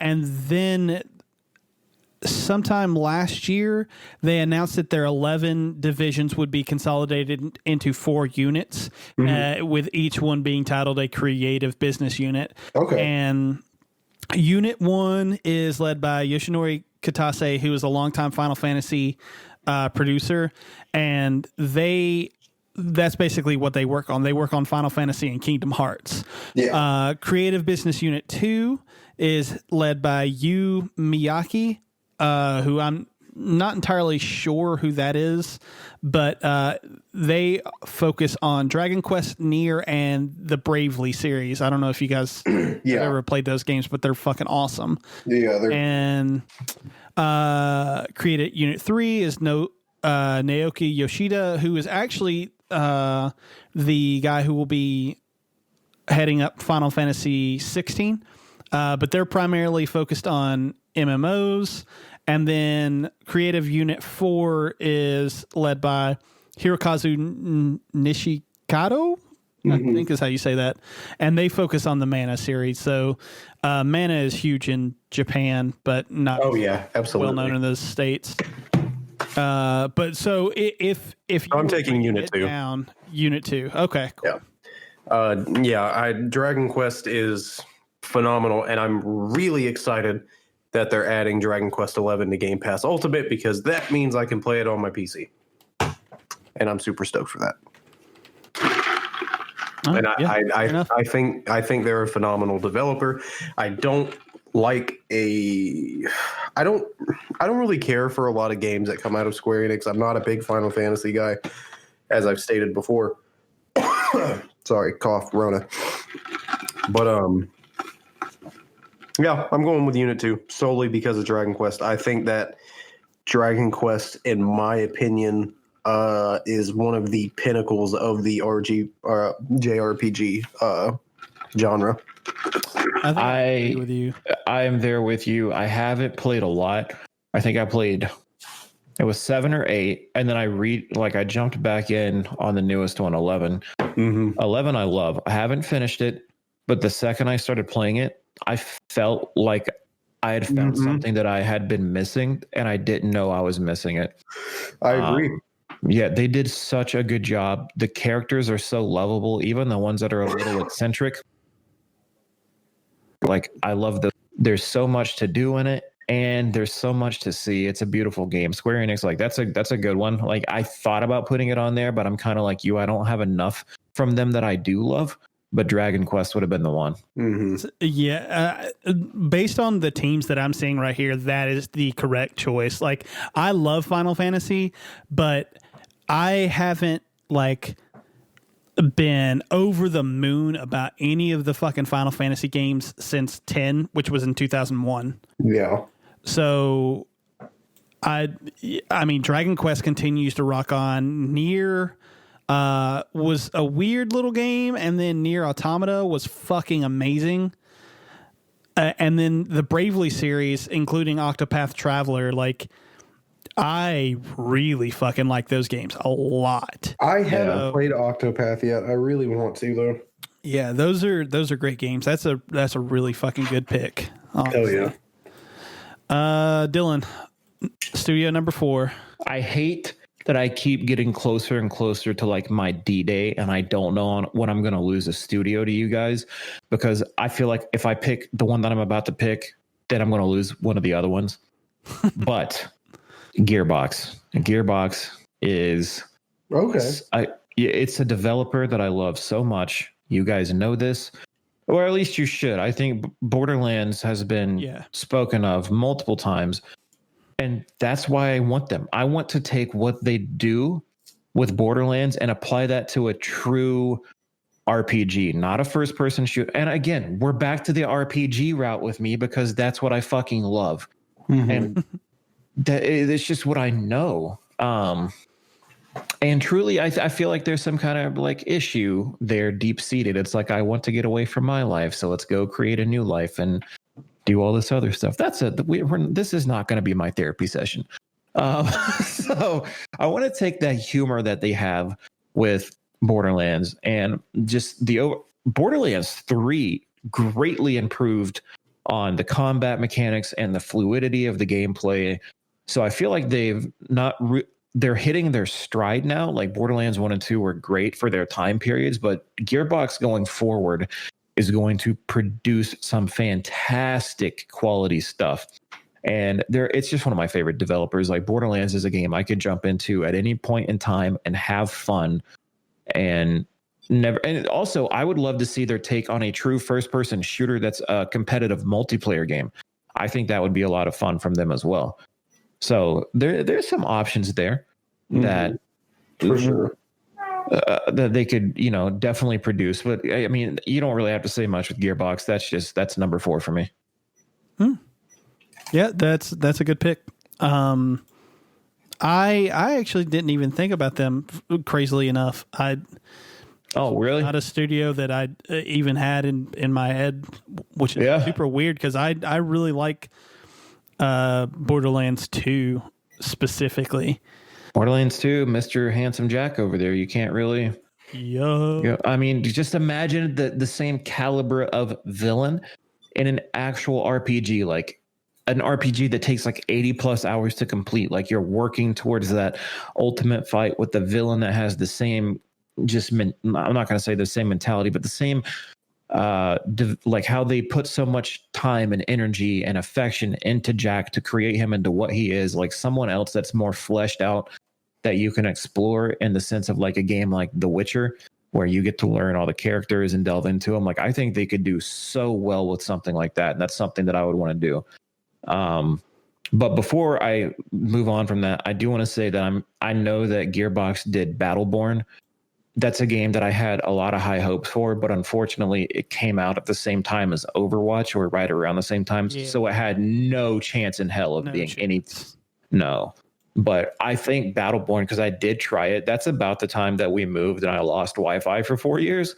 But before we did that, I was trying Battleborn out and I fucking loved it. I think they did so great with it and it just went completely unnoticed because of Overwatch.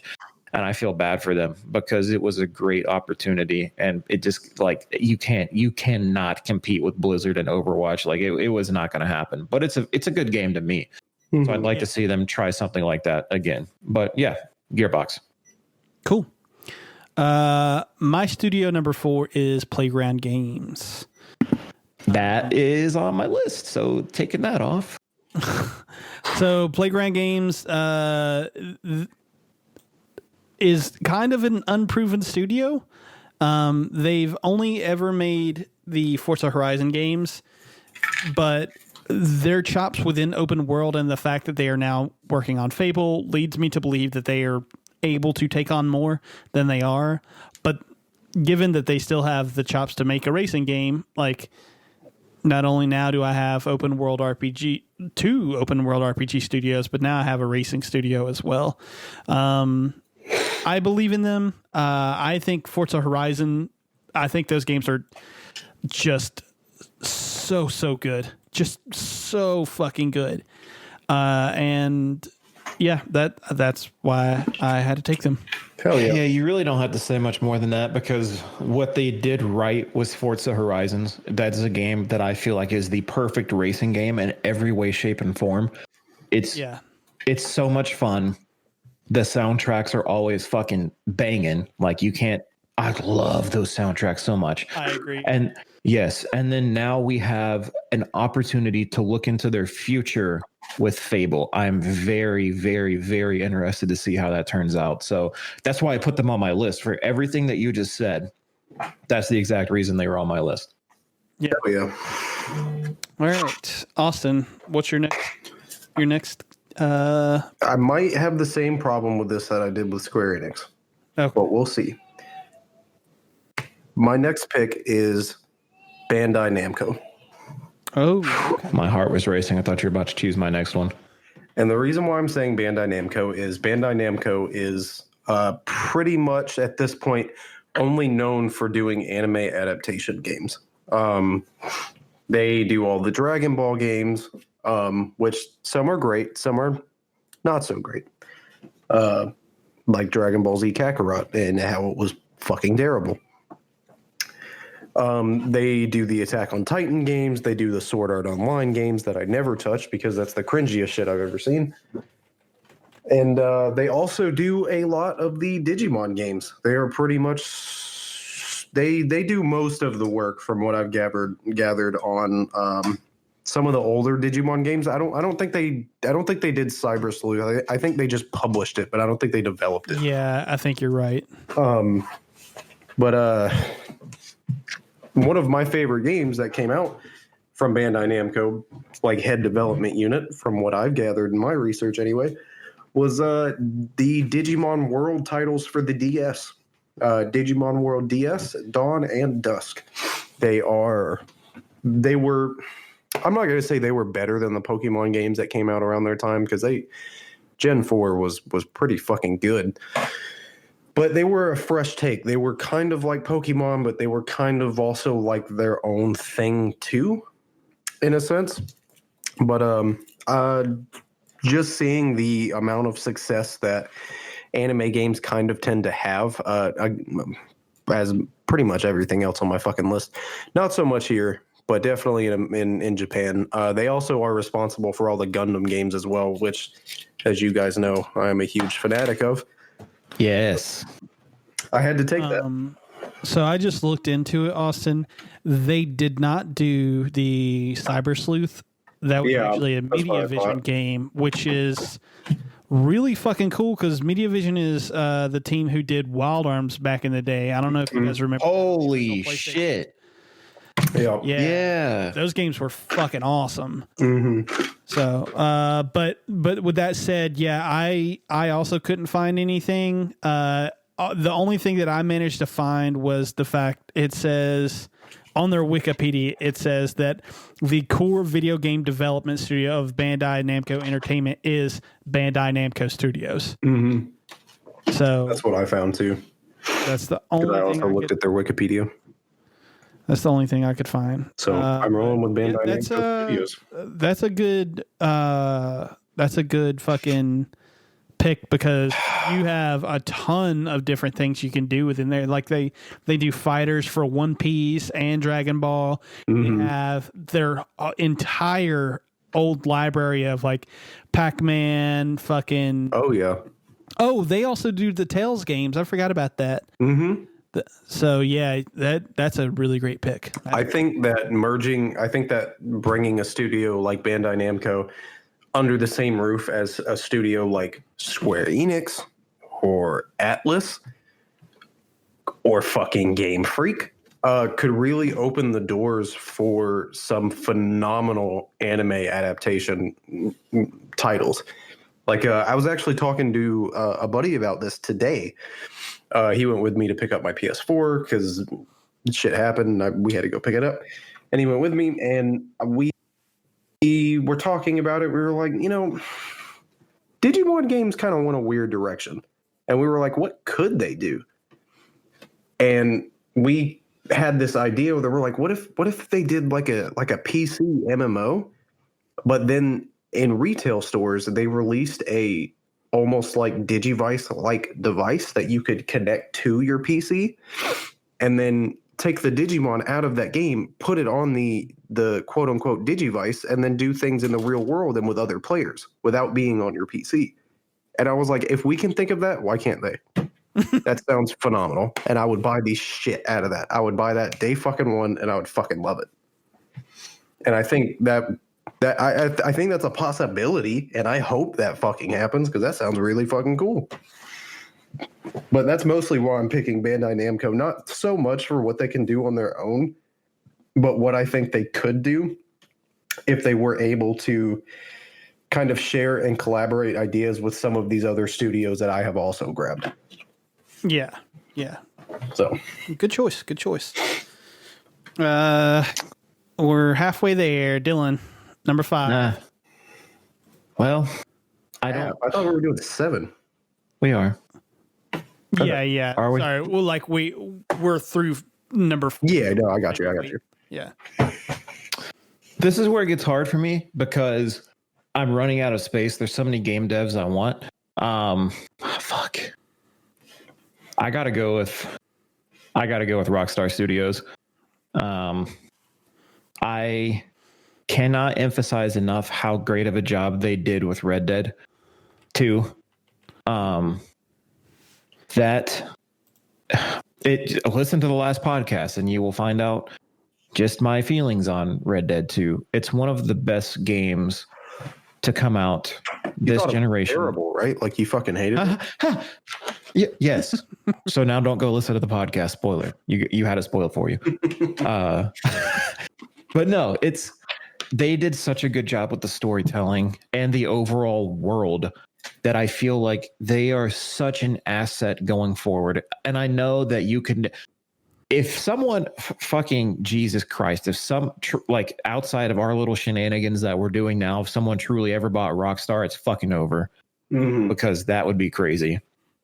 That would be bigger than the Bethesda purchase. Like no doubt about it. That would be much bigger. Now you do know that they're technically owned by Take-Two, right? Yeah, Take-Two. I about said 2K, but still, I understand that. But in the same light, like I mean, that's like I Zenimax. see what you're saying. Like if Yeah. and like Sony swiped up Exactly. I was specifically thinking Sony because that's about what it would take to rival what Microsoft did with ZeniMax and Bethesda. But the storytelling that they put in their games, whether you're a fan of GTA 5 story or not, it was still good. GTA 4 story was fantastic. But Red Dead 2 was something that changed the gaming world forever. I mean, it was. And going forward with that same development process, now I think they lost their writer, right? Didn't we talk about that? Didn't we lose? Yes. It was either Sane or Dam. Yeah, it was one of the two Housers. Yeah. It was Dan. It was Dan. Yeah. So that's huge. So I don't know if they're going to be. I mean, that's detrimental to me because Dan was a fucking mastermind. He was great. But anyway, going forward, they're going to do great things. Red Dead 2 is the start of what I think we're going to see, especially coming in this next generation, whether it be GTA 6 or Table Tennis 2, whatever you want to say, whatever the next game coming is, it's going to be great. So Rockstar Studios for sure. Cool. I'm running out of space too, and I want to get so many fucking developers on there. It's fucking getting hard. I'm going to go with I think I'm going to go with Rare.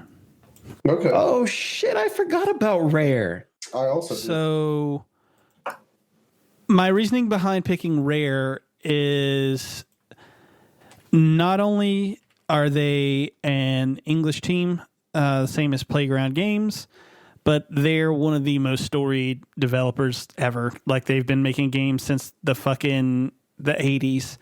And the cool thing about Rare, to me at least, is that even though they kind of had that weird time after Microsoft bought them from Nintendo, where they were making games that no one really cared about. Like, I don't think anyone is clamoring for another Cameo or another fucking Grab by the Ghoulies, but Rare has really, in recent memory, I think, come back into the gaming consciousness as like a studio that they, God, I don't even,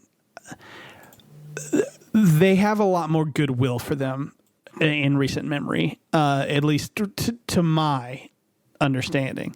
They did the Rare replay back in, God, what was it, like 2015, I think, which celebrated like the 30th anniversary of the studio, I think. If it wasn't 30th, it was 20th, but I'm pretty sure it was 30th. And, that was awesome because you could go back and you could say, look, these are all these awesome games. And I'm pretty sure it was budget price too. I'm pretty sure it was only a $40 game. But on top of that, they have that Sea of Thieves game that I really think people sleep on because when it came out, it was like busted. Mm-hmm. But since then, it has gotten a lot of like content added to it, and it is so much fucking fun to play when you're playing with friends. It is. It's kind of astounding how much fucking fun it is to play. They also worked with, I think the name of the studio was Delilah, but they worked on the Battletoads revival that just came out. And, say what you will about Battletoads. I definitely will. I think Battletoads fucking sucks. But... But yeah. This new game is kind of fun, and it's weird and nostalgic. And then they've got that new game coming out for the Xbox Series X called Everwild that just looks beautiful. So, they have a number of, like a plethora of genres that they can span across. They made like Kinect games for Xbox, Kinect Sports, and God, I don't remember the other one, but there were a couple that Rare made. They made the Kinect games, but then they also did like weird shit like Viva Pinata and Jesus fucking Christ, what a memory I thought I had. And, back in the day, they did Conker's Bad Fur Day. And I know that some of those, like probably a lot of those fucking guys aren't at that studio anymore, but still the pedigree is there. Mm-hmm. So I had to pick them.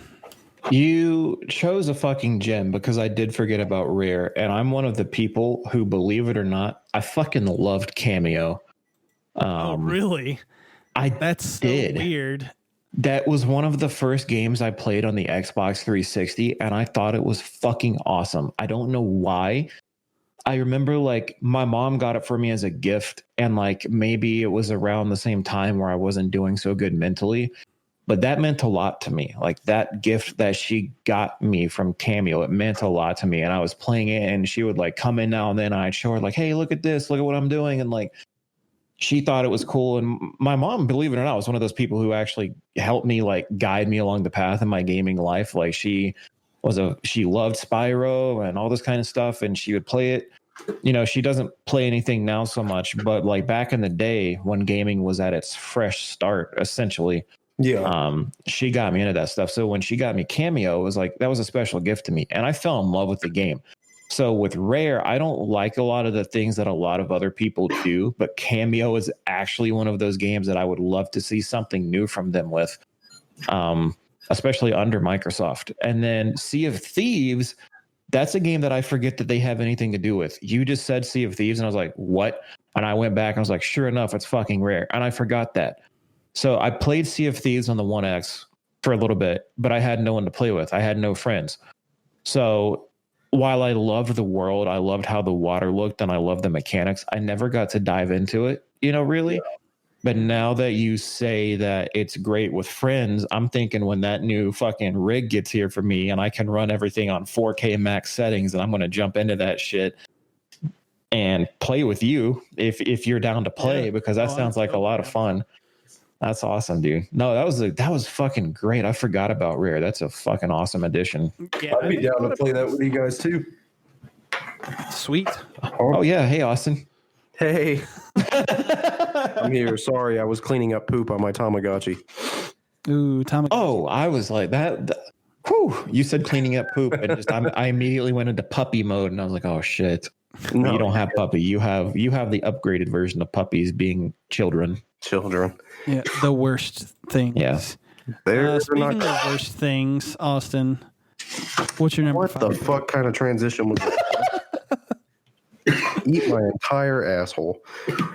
I am taking Bethesda because you took Obsidian. You fucking son of a bitch! You goddamn motherfucker! That was my next fucking choice. Son of a bitch! I'm just gonna fuck this. Bethesda Game Studios. Yep. All right. Because they You don't even like Skyrim.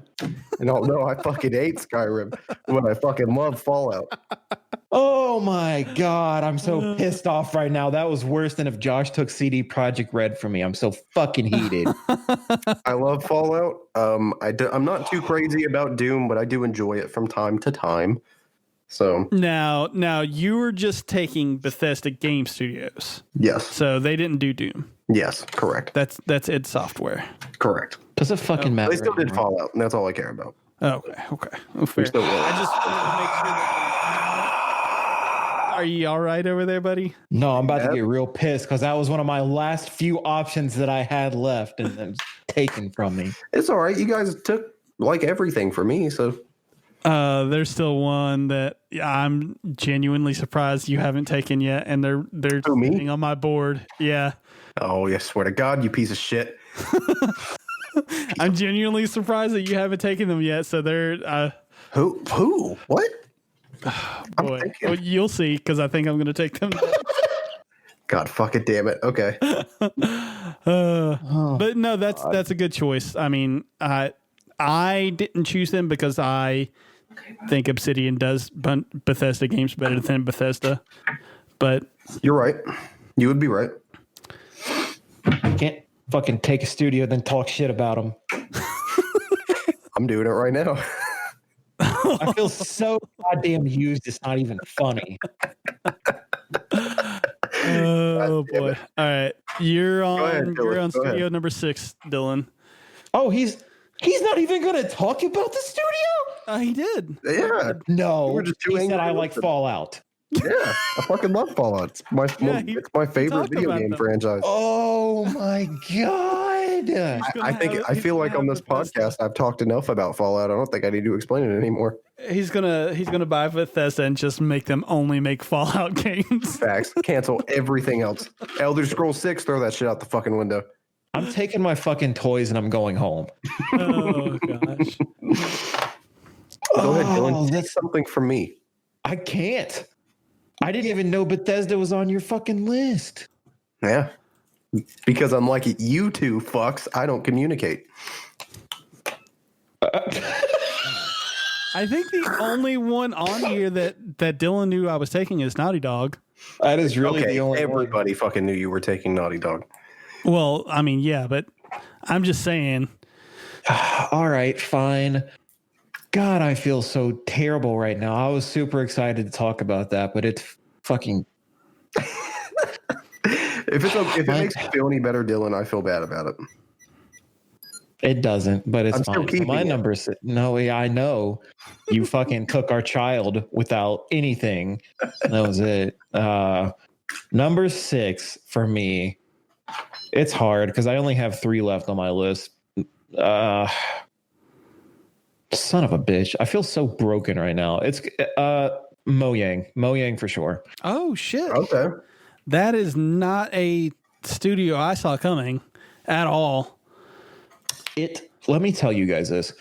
So I don't think I've ever told you did you, were either of you ever familiar with like a program or like a website called Raptor? RAPTR? Mm-mm.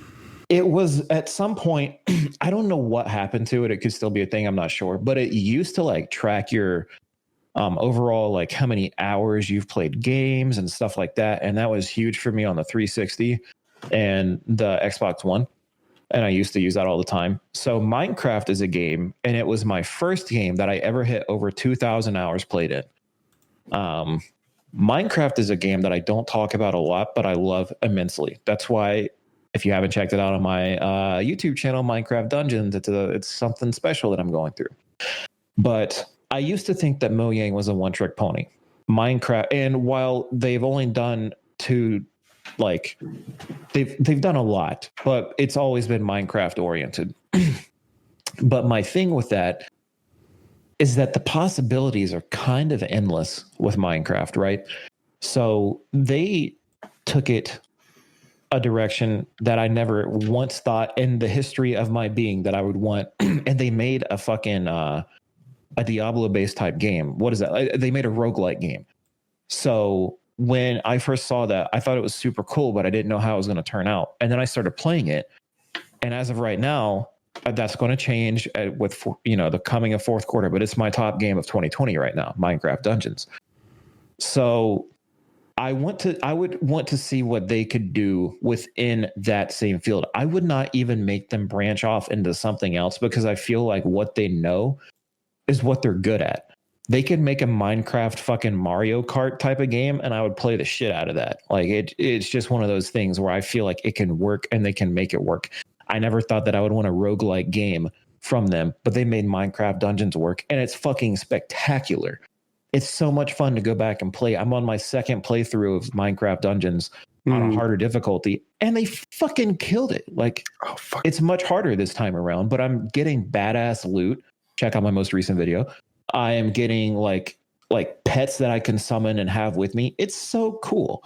And they did a good job with it. And I feel like they could truly branch out and do whatever the fuck they wanted to within the Minecraft world, and it would just be fantastic. So Mojang's number 6 for me. All right.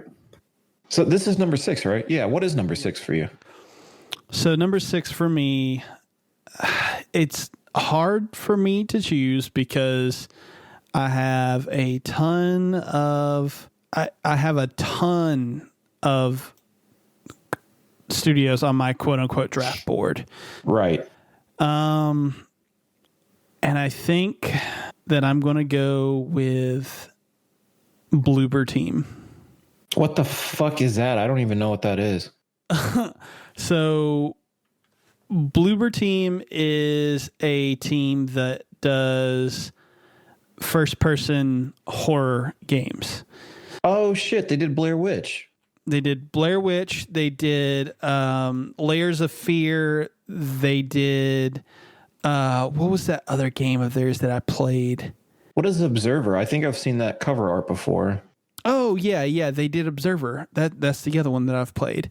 That looks one really with, cool. Fucking what's his name? The dude from Blade Runner. Oh God, what is his name?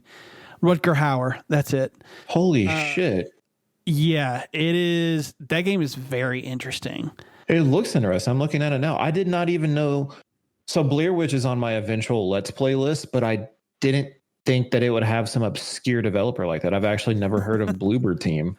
Yeah, so they first came into my consciousness with Layers of Fear. They've done other stuff though, like they did some game called Basement Crawl, which now that I look at the cover of it, I've seen that cover before. Yeah. And they've done some other stuff like Amen. I don't quite know what that is. So I've seen like the cover of Layers of Fear before, but I have no idea what it's about. Like, what is that? Okay, so basically you take control of a psychologically disturbed like painter, and he's trying to complete what he thinks is going to be like his sort of like his Mona Lisa. It's like his magnum opus sort of thing. And you kind of go around his mansion and start like discovering things about like his past. And I don't want to say too much more because it kind of like. Is this like some I don't wanna Dorian Gray type of story? Kind of, but it's I mean, kind of, yeah. Okay. But not really in that same sort of vein. Like, whereas, like, because in Dorian Gray, if I remember correctly, like the painting grew to like take on the characteristics of him, right? Like it starts out like beautiful and shit like that, and then when he like, and then he starts to do this. Yeah, you're right. Yeah. Okay. So I'm back. yeah, basically it's a first person horror game that takes you through like this really awesome setting. But then I also played, after I found out about Layers of Fear, I picked up Blair Witch, because Layers of Fear came out 2016 and I didn't know that they did Observer. I just had played it or whatever. Right. But then I found out who they were and I was like, oh shit. And so I played Blair Witch, and Blair Witch I actually had to stop playing. I think I remember you telling me that, because this is, like I just said, it's one of the games I wanted to do a Let's Play of. And you were like, Dylan, this is a game where I actually had to stop playing it. And coming from a person who is so invested in horror like you are, that kind of made me take a step back. And I was like, wait a minute.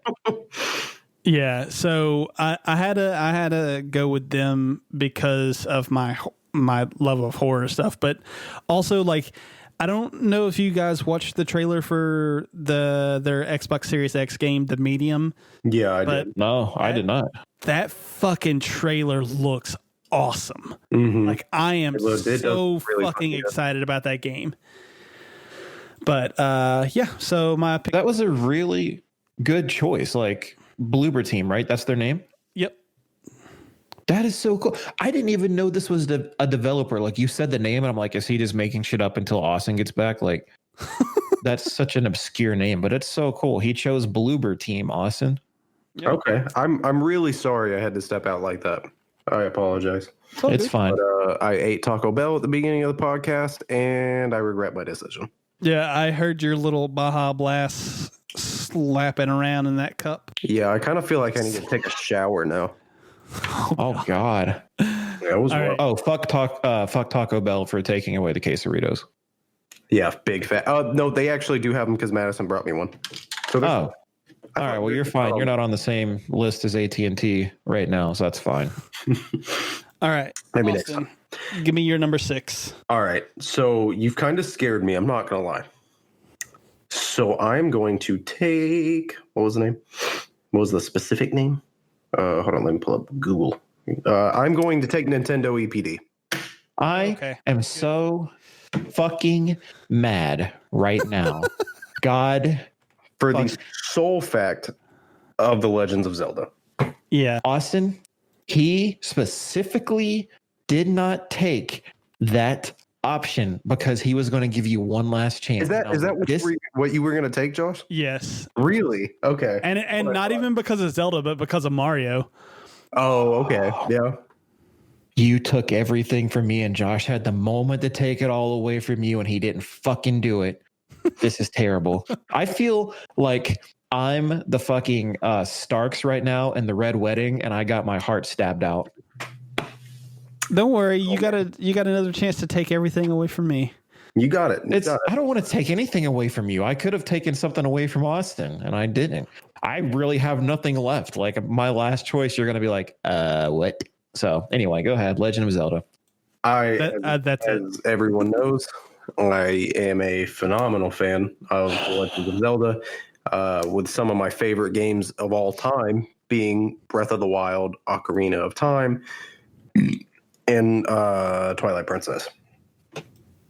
So I had to take them solely because Zelda, and we're getting closer, guys. We're getting closer. What are we getting closer to? Every 2 weeks, we do an episode of this podcast. We're getting closer to a release date for Breath of the Wild 2. Oh, shit, we are. And What are you going to do with it?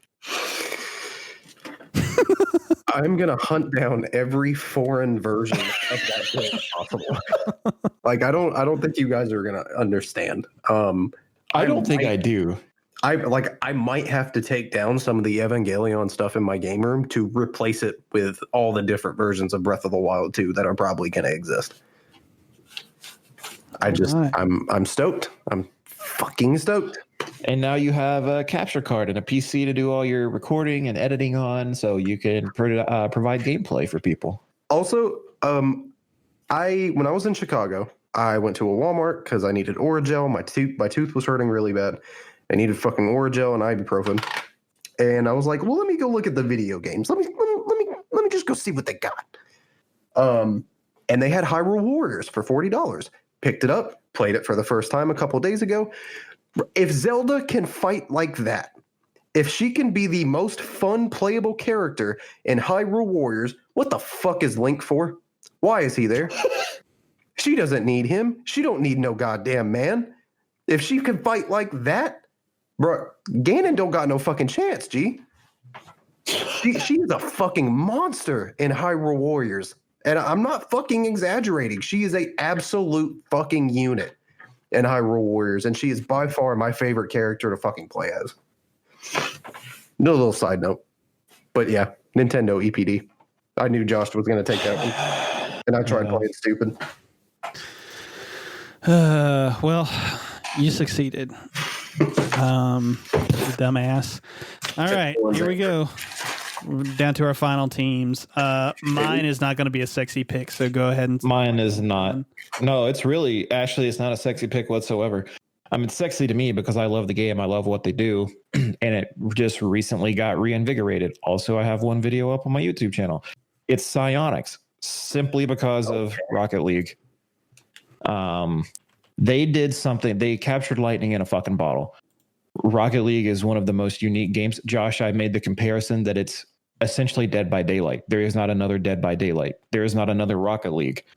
There's only those two games in their respective genres. Like in the sense of, I don't think I've ever played a game like Dead by Daylight, nor have I ever played a game like Rocket League. Mm-hmm. Rocket League is so much fun. But I've said it in the fucking video I did. I'm playing soccer with a car. What I didn't know I wanted that. I had no idea, but they do such a great job with it. And something that I touched on in the video was I said that the developer has always been there for the community, and they truly have. They are a development team that supports the community. They continue to put out content. They did introduce like a Rocket Pass and everything even before Epic acquired them. That was a thing, but that's kind of where everything is now, whether it be Fortnite or Apex or fucking Warzone, whatever you want to have, whatever.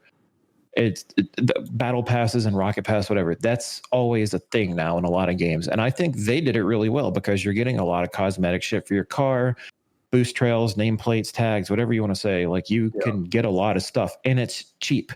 God forbid you support a developer. Like that's something else I said in the video. It's like, now that the game is completely free to play, Epic did purchase them and they took it the free to play route. You can get it on literally every console and the Epic Game Store on PC, and it's completely crossplay.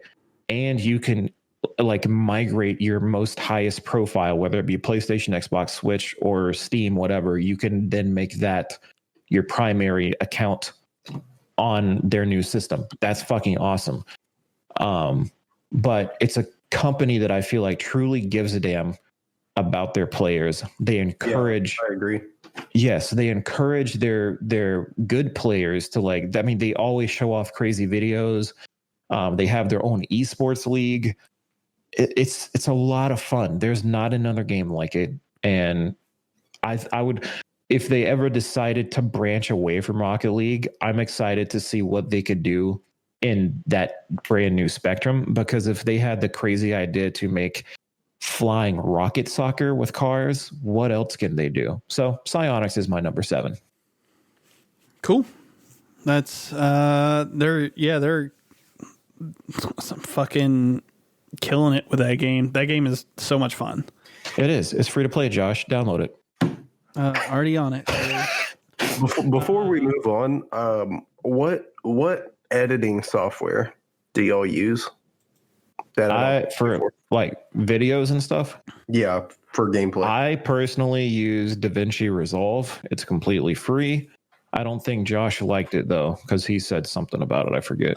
No, the thing about it is the node system that you use for editing is it's a very steep learning curve, I feel like. It is. I'm still fucking learning. It's fucking ridiculous how much you can do and how much you have to know going into it. And I'm still learning stuff day by day. So I'm sure Josh has a much better editing software. Yeah, I'm downloading it right now. I use Resolve for color editing, color correcting. That Oh, okay, that's cool. Yeah, because it is great for that.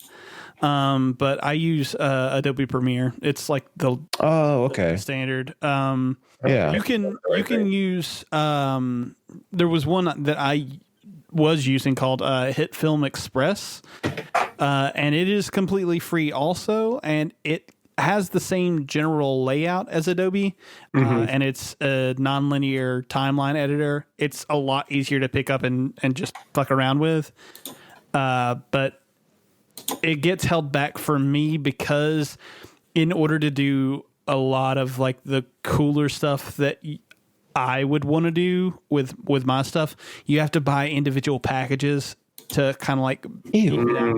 Okay. So, yeah. But so my final pick is a little studio in Wisconsin named Raven Software. Damn, man, that made it onto my short list too. I'm glad you actually picked that because I feel like they're underappreciated. Yeah.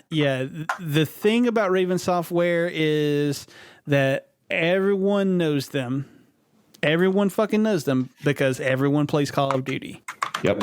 Their name is in the splash screen of every fucking startup of every Call of Duty.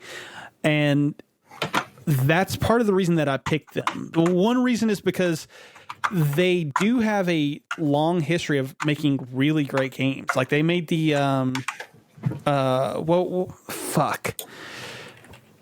Jedi Knight. They did make the Jedi Knight, but no. Singularity.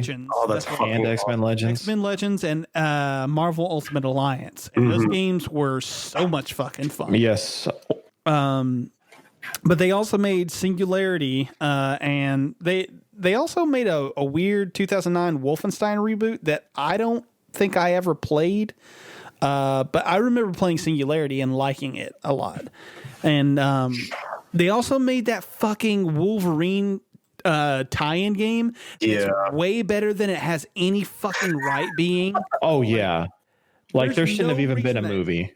Yeah, dude, the movie was whatever. I don't think it's very good, but like It's the not game trash. is way fucking better than it has any right being. Like just straight the fuck up.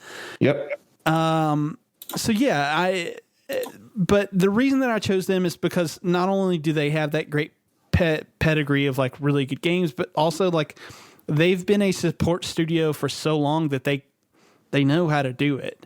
And if I have all these other teams who are making great games and they need help at any given point, I feel like Raven Software can do that. Okay. Yes. And so that's probably like the perfect top off to your list. You said it wasn't going to go out with a bang, but I feel like that truly was a bang because you just like gave, if you were like playing a fucking Overwatch match, you just gave the mercy to a Reinhardt. Like you got the best healer right there for your like perfect team that you got going on. yeah, so like I said, my team, I wanted to make it as diverse as possible so I could cover all of my bases. And I feel like Raven would allow my team the best opportunity to come out with as many great games as possible. So, Yes. Okay. All right. Hell yeah. awesome. So we're down to Austin's final pick. Blow us away, sir. My final pick is Respawn. Okay. Oh, cool. For mostly because of Titanfall, because I think there's a lot of potential in Titanfall that wasn't dived into. That's not saying Titanfall is bad. I fucking love Titanfall 2. I think that shit is fucking awesome.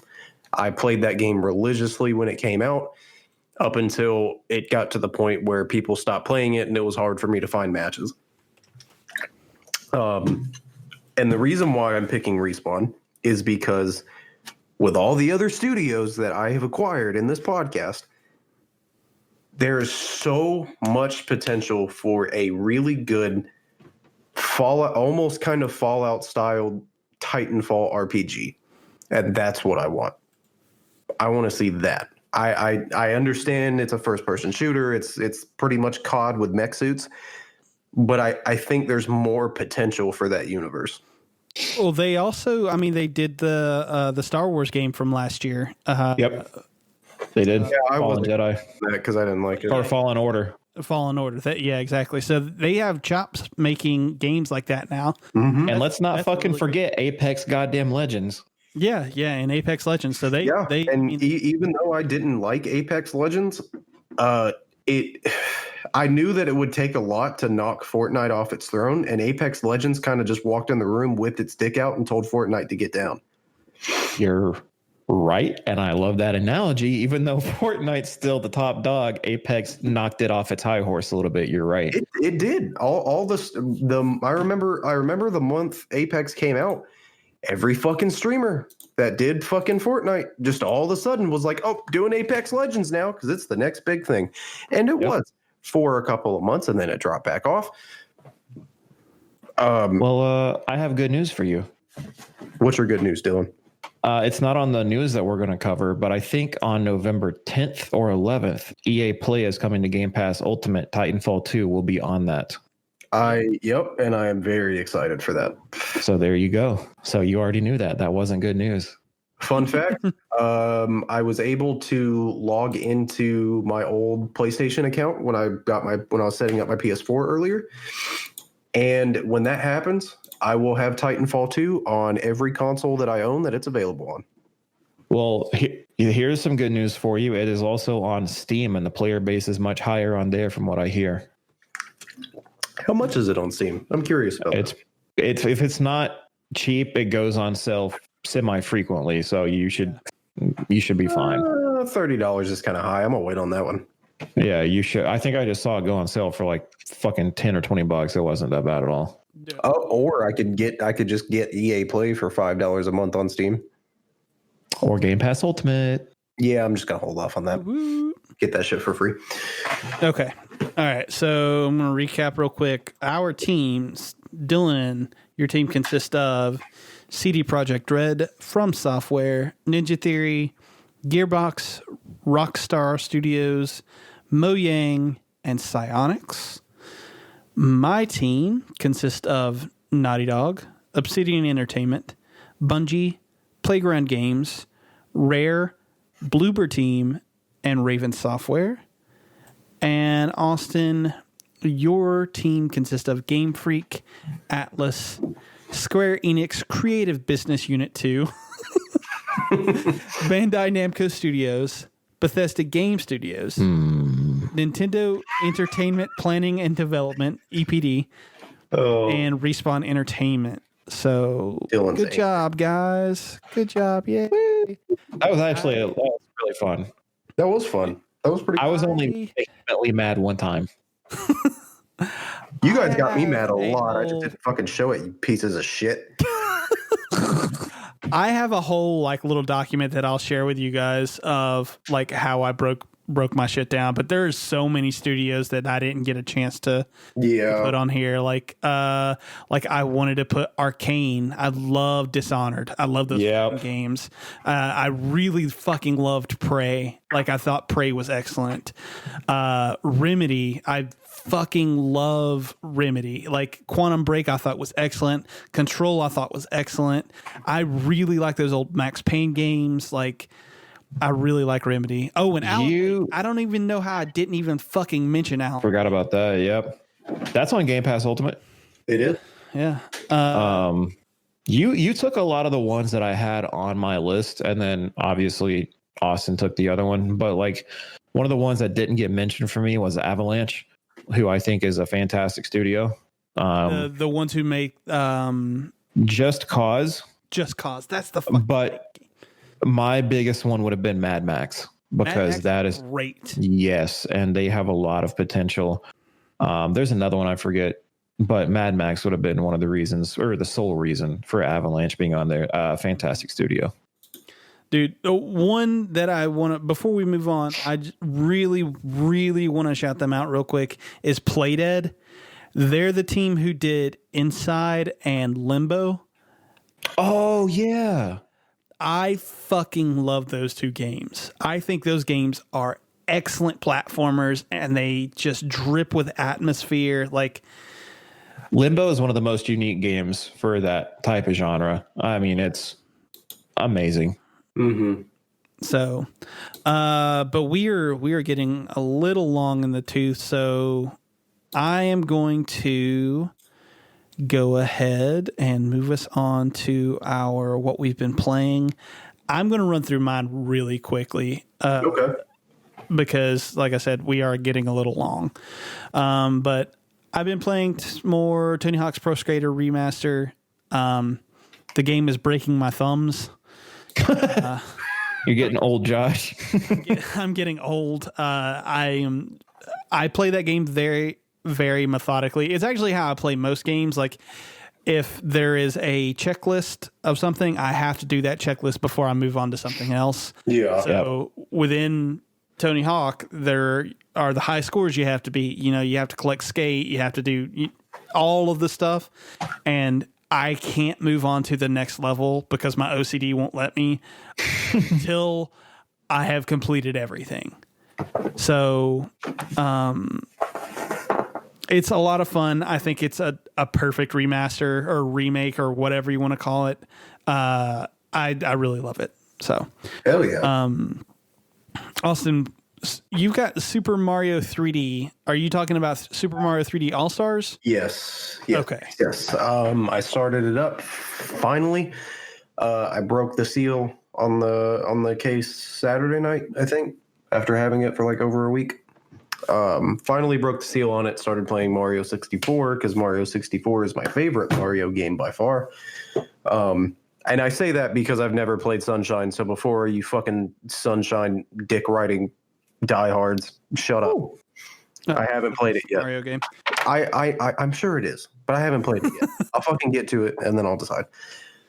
But I love 64. However, I think it handles like shit on the Switch. I think it handles awful, actually. Man, that sucks. I would argue to say that the Wii U port or the Wii U emulated port is much fucking better. It feels much better than the Switch. It might just be me. It might just be because I'm dumb. I don't know. But it doesn't feel good. The controls and the camera just feel awful. I do understand that I'm playing a game from like 1999 on a fucking 2016 console. I understand that. Or 17. But I still feel like they could have done something. I think it was really lazy. Don't get me wrong. I appreciate Nintendo even fucking did this to begin with. Because I was starting to think that they wouldn't. But I think the kind of emulation that they went with, I think is really fucking lazy on Nintendo's part. It's 2020. I think that we deserved some type of remaster as far as these games go. I feel like to be put on a Switch, we deserve some type of remaster, and we didn't get that. So, I don't know. I'm gonna move on to Sunshine. I'm not gonna finish 64 because if I want to finish 64, I'll do it on my fucking Wii U where it feels better. Fair enough. But I'm excited to play Sunshine. You should be. It's great. I'm probably not gonna play Galaxy because I fucking hate motion controls. Can you not turn them off? No. Then again, I don't know. Maybe you can, but Okay. I don't think so. All right. Dylan, how about you tell me about the best game of 2017, Hellblade: Senua's Sacrifice? Yep. So that's the game that made me fall in love with Ninja Theory to be able to put them on my list in the first place. Like I said, played other games before that, just the one really enslaved. But jumping immediately into Hellblade, it had one of the best openings I've experienced in a very long time. And I think in the video I put out, like I just immediately say that I've not felt emotions like that so swiftly since probably The Last of Us. what I really liked, and I think goes underappreciated, is just from the get-go, like before you even hit start new game, like Ninja Theory gives you this kind of mental health warning, like and specifics to psychosis, but also just, kind of like a mental health awareness moment. And I think that's very special because not a lot of people take the time to do that, especially if it does maybe have some kind of trigger that could set you off in some way. Maybe you don't know you have what you have, whatever. It was nice of them to do that. But jumping into the game, immediately I can see why, because it says that the game is best played with the headset, and I agree.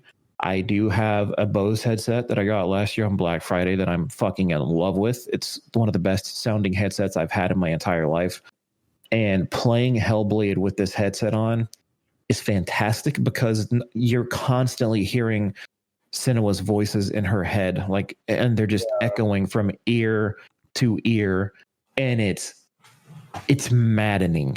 I had to take my headset off playing that game because I could not handle it. It's so weird. Like, you're not wrong. Like, I left it on because it was almost like some kind of sick relationship. Like, I loved it. I was like, it put me in the shoes of Senua, and it was so unique. Mm-hmm. And I felt like I was going crazy, but we were also in a version of hell that I haven't really seen before. And granted, this is from the Norse mythology side of things. That's right? Yeah, it's Norse. Yeah, Norse. Yeah. So I get that it's not the traditional version of hell. Like a game that I love that not a lot of people do is Dante's Inferno. And dude, Dante's Inferno is awesome. It's fucking great. I'm glad you like it, at least. Yeah. So that's kind of like what I would imagine hell to be. But walking through this version of hell in Senua's shoes, it was actually kind of beautiful. And then I did like the first boss. That's where I'm at now. I just beat one of the first bosses, which was Surtur, or whichever one you would know them by, like one of the bringers of Ragnarok. And it's a fucking awesome game. The combat, I cannot stress enough how much fun that combat is. Like, if you can parry at just the right time, you feel like the ultimate badass because it goes slow motion. You hear the twang of the sword, and she's spinning in air at just the right moment. It's such a good game. If I would have played this game many moons ago, it probably would have made it to my top 5, pushing out maybe The Last of Us or something else on that list way back then. And that's just from what I've experienced thus far. I like the story that I'm finding along the way, because you can find these little like obelisks kind of. Yeah. And if you focus on them, you can hear different parts of story, but it's also of the Norse side of things. Like, you can hear about the coming of Ragnarok or the planes of existence. Like, everyone knows them from like Thor and stuff like that, but it goes beyond that because this is a very real thing that people worshipped and believed in and followed for a long time. It's not just some Marvel movie now. Like, these things really existed to these people, and you get to learn about that. And that's something I have always been interested in. So Hellblade does such a good job at driving you forward on Senua's story, but also giving you kind of a history lesson at the same time. And the combat is so good, and the graphics are fucking great. Like, this is almost a perfect game to me. But I can't say it is until I beat the game, but it's so good. The thing about Hellblade that I have to give the most praise is their portrayal of psychosis. Yeah. I did a lot of research the other night after I booted up Hellblade and I played a little bit of it. I think that from what I know, the when the developers were developing the fucking game, they actually spoke to patients who genuinely struggled with psychosis. Which, for listeners who don't know what that means, psychosis is pretty much just hearing voices and hallucinations. And it can lead to mental breaks. There's been a nice handful of serial killers that have struggled with psychosis, which caused the mental break in the first place that led them to killing people. And I think as far as raising awareness for that specific mental disorder, they did a fantastic fucking job. Because like Dylan said, I had to take my headset off because I genuinely felt like I was losing grip on something. Yep. And what scares me is, so before I left college, I was going to school to be a psychology major. And psychosis is one of the things we talk about. I don't personally believe that I have psychosis, but something I struggle with a lot in my day-to-day life is an internal voice being my own, I hope, that it never shuts up. Like I'm always in my own head. Like people, they see me at work and my day-to-day life, and they're like, they might tell me that I either look angry or that I'm not really present in what I'm doing. And there's this voice that's always in my head, and I think it has something. I mean, I'm just a fucked up individual. Like I said, I don't think I have psychosis, but there's always some tinge of self-doubt, or my head is sending me down this just path of dark thoughts and stuff like that. And I cannot shut my own voice up inside of my head. It's terrible. But then I'm getting to play through Senua shoes, and I'm getting a different side of that, a different experience of what someone with psychosis actually might go through. And it's so fucking bad because it's not just one voice, it's many voices, and they do not stop. I don't think I've had a quiet moment in that game, and that's not bad. It's not you don't want a quiet moment, because that would almost be worse than if the voices just outright stopped. You know what I'm saying? Like it would be a little scary. And maybe there have been quiet moments, but at the same time, even if there was, you're always wondering when they're going to come back. So they do such a good job with it. I cannot believe I waited this long to play it, but I'm glad I am finally getting to experience it. Hell yeah. Yeah, it's great. Like I said, I think it's the best game of 2017.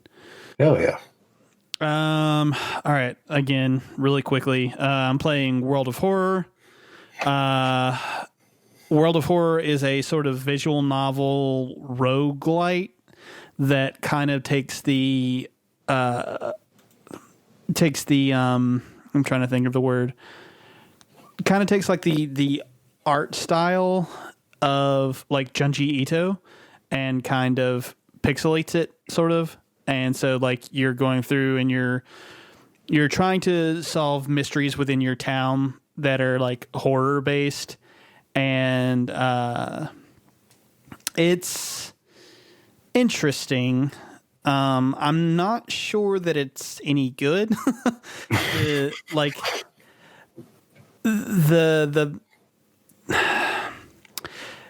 so I don't.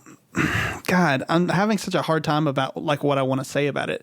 So like you guys know, like roguelites, you basically go through and you have runs in a game, and like within each run you can like grab certain items or whatever, and basically you're supposed to replay the game like over and over and over again, trying to get like a better run each time. Yeah. And so this does the same sort of thing, but it's also a visual novel. So like there isn't much gameplay involved outside of like me having to click a couple of things like here and there. So it's not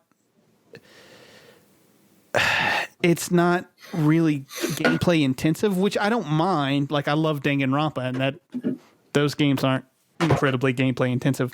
Yeah. But like not only is it not gameplay intensive, but it also like has like very simplistic stuff. Like the battle system in it, like I can go through and beat like the things that I'm supposed to like fight relatively easy. The thing is that there isn't really a healing mechanic in there. So like, and you have to manage like your actual health and your mental health.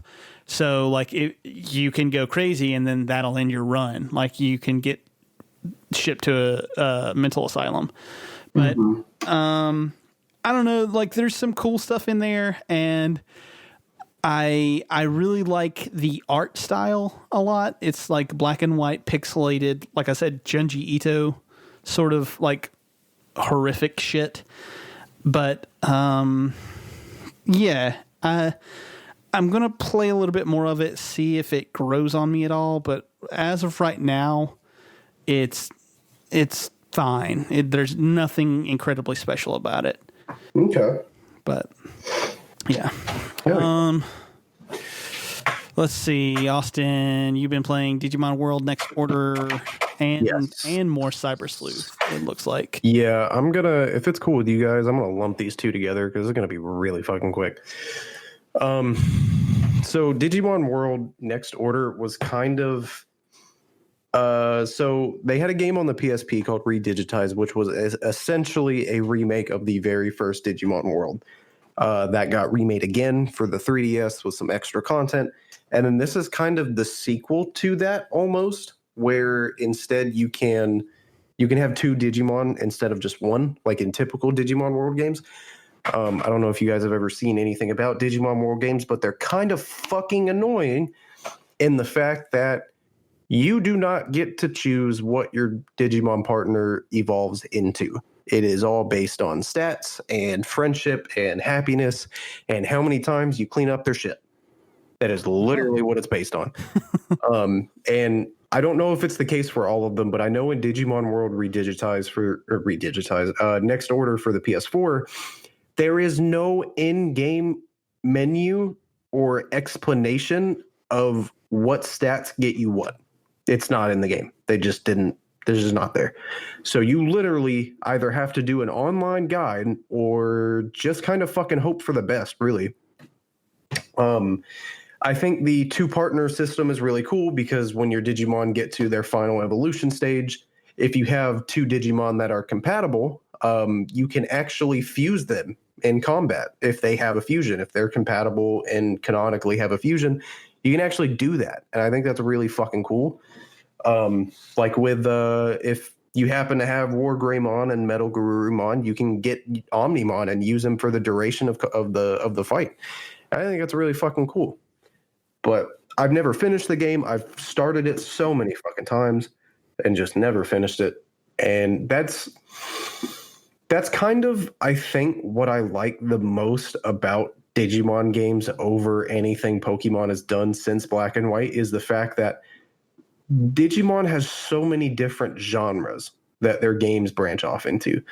They have Digimon World, which is, I'm going to be honest, I don't even know what the fuck to label that shit. What, fucking pet simulator? That's kind of what it feels like. And then they have the RPGs like Cyber Sleuth and World DS and shit like that. They had fighting games. They had the Digimon Rumble for consoles and then the Digimon Battle Spirit for Game Boy Advance. And then at the beginning, right before we started this podcast, I downloaded Digimon Masters off Steam, which is an online MMO that I'm super excited to try because I didn't even know that was a fucking thing. But yeah, I've been playing a lot more Cyber Sleuth on top of that. I'm 100 hours in and halfway through the main story in the first Cyber Sleuth game because I've done a lot of grinding and it's pretty fucking evident that I've done too much grinding and I was not supposed to have mega level Digimon by this point in the game. Because Josh, I know you know, but in both Cyber Sleuth games, you have what's called party memory, and as you progress through the game, you unlock memory upgrades. That if you have a normal one, it's 5 points higher, and if you have the DX, I think it's 10 points higher. Because I have so many megas, I can only have like 2 or 3 on my team at a time, which is really fucking annoying when you're trying to level up and grind shit up. But it's been cool. I'm really excited to just kind of go ahead and finish it because since I've never finished Hacker's Memory, I thought it would be really cool to do a Let's Play of Hacker's Memory. So that's that and Master Mode Breath of the Wild. They're going to be my first 2 projects that I'm going to work on.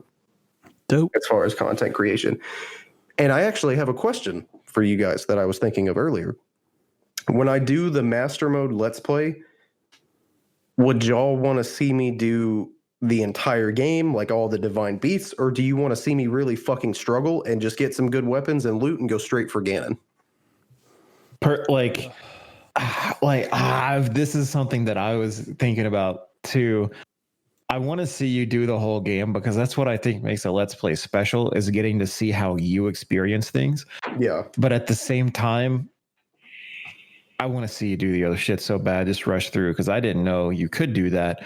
Yes. I've since looked it up after you told me, and I see how that plays out now. But at the same time, like that game is so special to you. I kind of want to see you delve into it. Yeah. Literally as soon as you leave the Great Plateau, you can go straight for fucking Ganon if you want to, and that shit blows my mind that you can fucking do that. You don't have to do any of that other shit. Like I watched one video of a guy fighting Ganon. It wasn't on master mode, but it was a guy fighting Ganon with nothing but tree branches. Oh no. It took him fucking hours, and it was hilarious. No thanks. That sounds fucking terrible. But I think just to handicap myself, I'm not going to add hearts, and I'm not going to get the Master Sword. Oh, well, I guess if you don't add hearts, you can't get the Master Sword, right? Yeah, no, you can't. Because you have to have 9 or... It's either 9 or 10. I think you have to have 9 or 10 hearts to pull the Master Sword. So I'm going to do that just to handicap myself. I definitely want to see that. But to help with that, I do have the amiibo cards, the third-party amiibo cards that have chips from every Zelda amiibo. Oh, that's sick. Oh. So I'm going to use those to get some fucking good weapons and shit if I'm handicapping myself with not using a Master Sword. Hell yeah. I had a buddy tell me I should do the whole run with no armor on, and I was like, you're a psychopath. He was like, even in the areas where you need armor, you can't put it on. Nope. I was like, fuck the fire world. Literally, and the fucking mountains too, the fucking ice mountains. Oh yeah. I was like, literally not getting the Master Sword is kind of enough. I think that's enough of a fucking handicap for that game because I'm just gonna have shit breaking every 10 fucking minutes. True. For real. But I don't know. I might not stick to that, and I might get the Master Sword. And I don't know. I thought about doing 2 separate versions of the Let's Play, where in one version I do everything, all the divine beasts and whatever, and the other version I do go genuinely just beeline straight for Ganon with whatever I have after leaving the Great Plateau. Yeah, because I want to see that too. I'm more interested in seeing you delve into the game and explore it and show the passion that you have for it. But I also want to see this stupidly quick. Let's just fuck everything up in one go. If I do everything, I'm including the divine beasts, the shrines, and the memory locations. Yep. Because I think those are really important, and I think you're a fucking psychopath if you played Breath of the Wild and didn't do the memory locations. Yep. So, but that's it. That's all I've been fucking doing. Cool.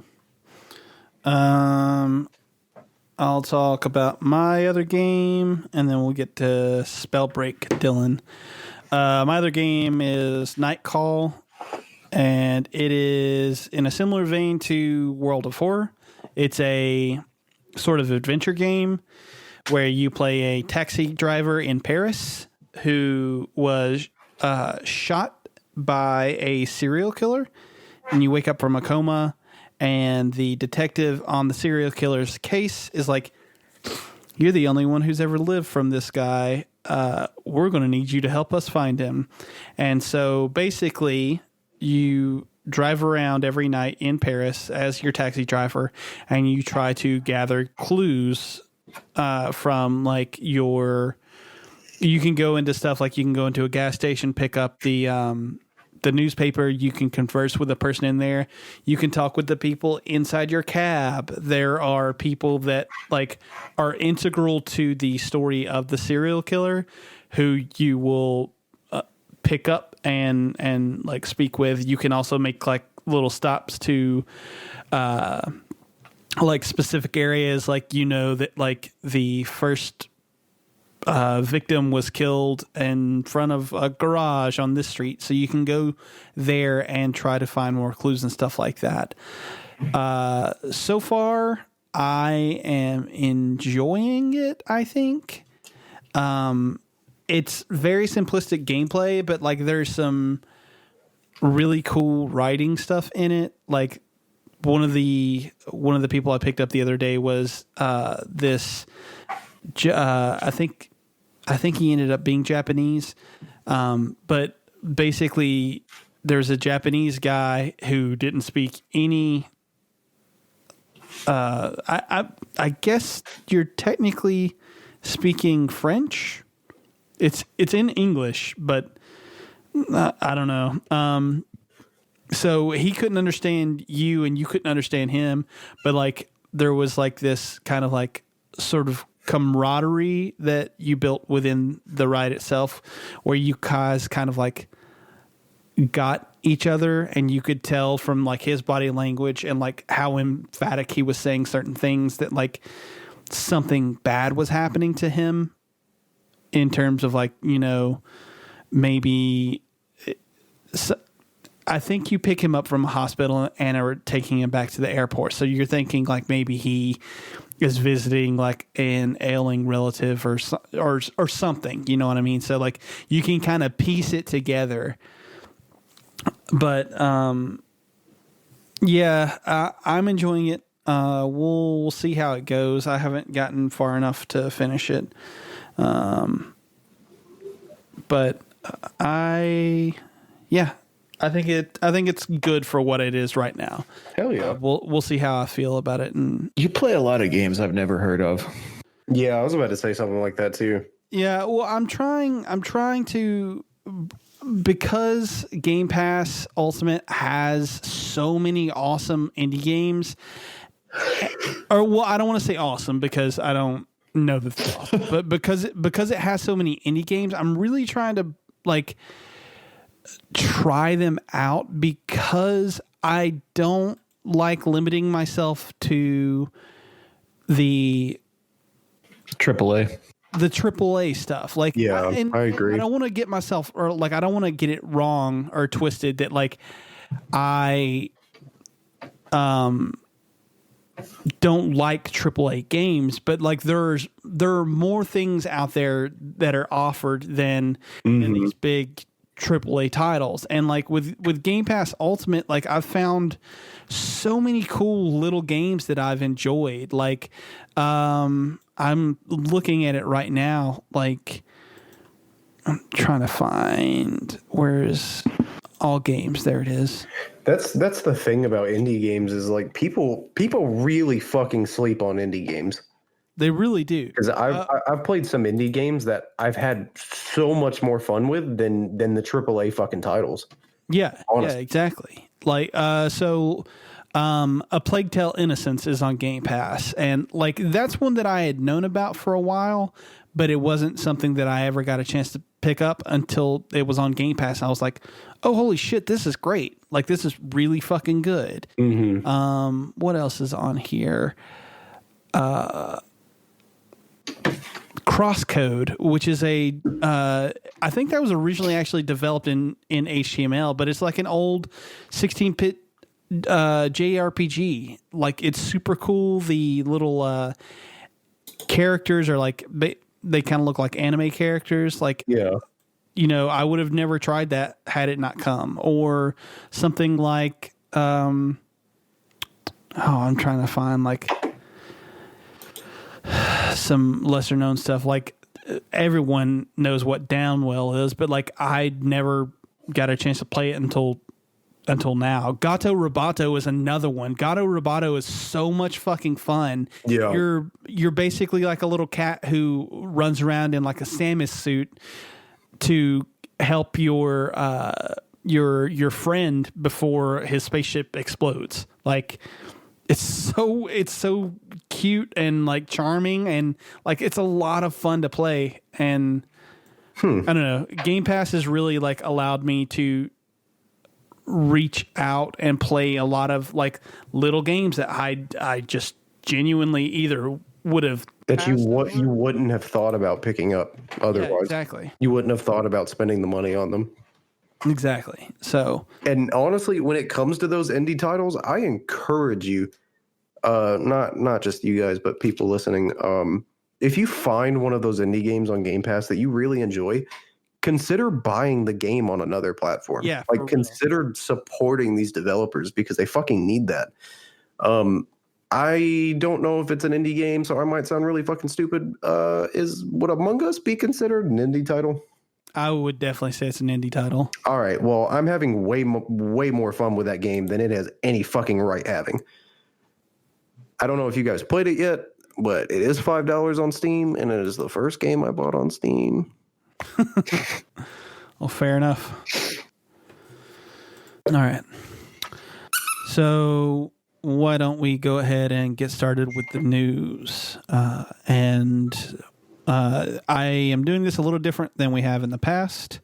Usually we just kind of go through them willy-nilly, but I've actually typed up little talking points. So we'll see how this goes. And for anyone who's listening, who also listens to Colin's Last Stand, this is very, very, very ripped off from Sacred Symbols. Like I just straight up fucking ripped this off. So, yeah.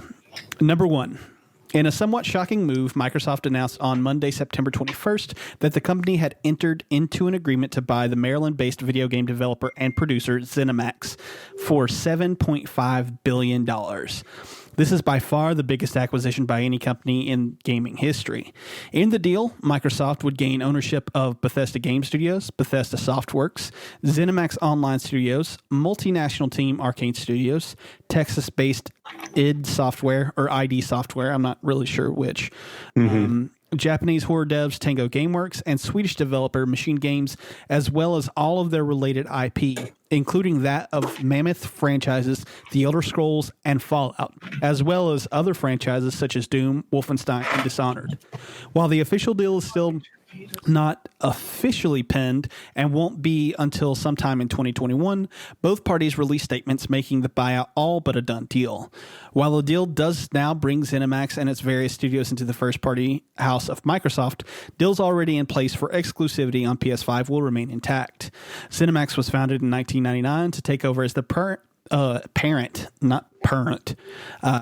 company for Bethesda, which was founded in 1986 and acquired Arcane Studios, Machine Games, and Tango Gameworks in 2010, and id Software in 2015.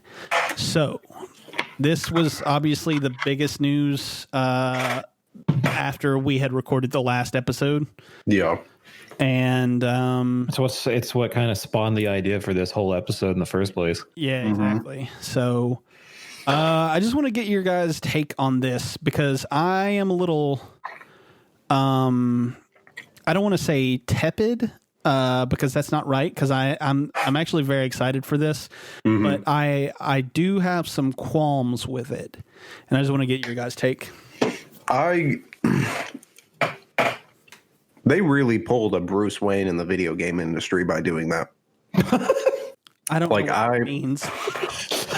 They just kind of said fuck everybody else and dropped this mass amount of money for one of the biggest developers, one of the biggest third-party developers possible, and made them a first-party studio. I think the title of this episode is now going to be Pulling a Bruce Wayne. Yeah, Bruce Wayne energy. But Jesus. I mean, I took it as a middle finger to Sony, honestly. I didn't see it so much of a middle finger to Sony as I saw them securing their place in the future, because they've already acquired all of these fantastic studios leading up until this point. You know, we talked about it earlier, like Ninja Theory is one of them.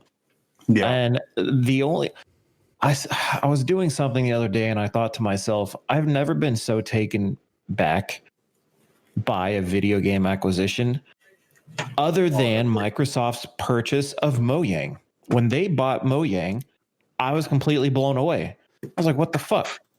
And then here we go again. And that now they've bought Bethesda, or well, fuck it, they've bought more than Bethesda. They've bought goddamn everything. I mean, really. Yeah. But I feel like they secured a huge first party. They have so many opportunities right now. Like, they're going to own the Western RPG market. Holy shit. Yeah. So, sorry, I was just looking this up because I wanted to be sure. So they acquired Mojang in June of 2014. They bought Mojang for $2.5 billion. Oh, wow. So they're not afraid to drop that fucking money. Yeah, No. not at all. But Minecraft also makes sense. It's almost shit like an immediate return. Look at what they did. Oh, yeah, for sure. Mm-hmm. I mean, you have the merchandise for Minecraft by itself, which you can find in any goddamn retailer almost. And then, like I said earlier, the reason I wanted Mojang on my list is that you can do anything with the Minecraft IP and it's going to work. And I don't know how it works. It just does. So they were smart to do that. But now with their acquisition of Zenimax, Bethesda, and all that other stuff, they have huge potential, like I just said, to own the Western RPG market. But also it goes beyond that with the companies like, you know, you were just talking about who make like Dishonored and Doom Wolves, whatever, all that stuff. Like they have Doom Wolf. so much. Doom Wolf. Wolf Doom. They have a lot of potential going forward to change the game. No pun intended. I love the I hope they don't change the game. I love the backlash they got too. What backlash? Like especially on like all of IGN's posts. The day that that got announced, all you saw were like Sony fanboys coming out of the fucking woodworks, and they're like, "Oh, see, that's pretty shitty of a company to buy a bunch of other fucking studios to make a bunch of exclusives." I was like, "Oh, really? That's shitty because that's not how fucking business works. They've never done that. Nintendo's never fucking done that. Yeah. That's not how the game industry has always worked." Yeah. Well, they're already like playing nice with Bethesda and Zenimax and all those studios too. Like they're still going to allow Sony to have, I forget the two games, but there were Deathloop and it is Deathloop. what was the other one? That's the one that I don't know. Deathloop was the one that was the Ghostwire Tokyo. yeah. So both of those games will still get their PlayStation exclusivity, which is great, you know, for Sony. And then I'm pretty sure Elder Scrolls will not go exclusive. No, yeah, they've already said something about that. They've already said that Elder Scrolls 6 will still be multi-platform. Yeah. Well, you just said 6. So here's the thing. Here's why I have some trepidation about this. They paid $7.5 billion to acquire ZeniMax, and they are not going to make a vast majority of this exclusive. So for me personally, the reason that I have trepidation towards this is because you spent an insane amount of money to put your games on every platform. And I understand that you're in the money-making game. I get it. But people already, like I've been fighting with people for weeks about this, about why do you need to own an Xbox? Like, there's no reason to own an Xbox. Everything will be on PC or PS4. And yeah, like you're right. Everything will be on PS4 and or PlayStation and PC. Like, you're 100% correct. There's not a reason to own an Xbox. Unless, and this is always my pushback, I don't really prefer playing games on PC. I like having the all-in-one box that I can just sit there and like, that's how I play. So for me, the Xbox makes sense because the value that Xbox provides over PlayStation, specifically with Game Pass, is a much better value than what PlayStation is offering. But there are tons of people who play on PC. So there's no reason for them to own an Xbox. And now with Bethesda in their thing, there is even with Bethesda's games coming multi-platform, there's even less of a reason to own an Xbox. Like because those games are still going to be there. They've come out and said, I think it was Pete Hines had come out and said that they're going to still run semi-independently underneath Xbox's thing. Like their Xbox isn't coming in and just throwing the old team out and like instituting new changes and shit like that. Bethesda's still going to be Bethesda. You know what I mean? So I just don't know why you would have spent that much money to acquire these people if you weren't going to lock them up behind some sort of thing. And I think I I think I know what they're going to do. I think that they're going to have some sort of like exclusivity deal where like if you want to play Elder Scrolls 6, you'll have to buy it on Game Pass first, sort of thing. Or like, I think it goes beyond that, though. I truly do. Like, of course, they're still going to release the games that they said they were going to release on all of the platforms. mm-hmm. But in order to acquire a studio as big as Zenimax, you have to drop that money and you have to give them the freedom to do what they still want to do. But you also have the ability to say, okay, you guys can make these games that you're making, but you also need to turn around and start working. And I'm not saying this is how Microsoft speaks to their development teams, but I'm just saying they have that power to now say, you guys need to start working on an exclusive for us. So I feel like they're not going to just squander the 7.5 billion. I truly do not. Mm-hmm. I feel like we're going to still see Elder Scrolls 6, and I'm assuming Starfield is not going to turn around and go completely exclusive. I would think not. I could be wrong. They could turn around and make Starfield exclusive. I don't think so. I don't think that they will. If any of these studios are putting out like exclusive games, I think it's going to be from the people at Arcane, at Machine Games, at Tango Gameworks. I think you're right. The games that they are making with like new IP or like less than like games that don't sell as well.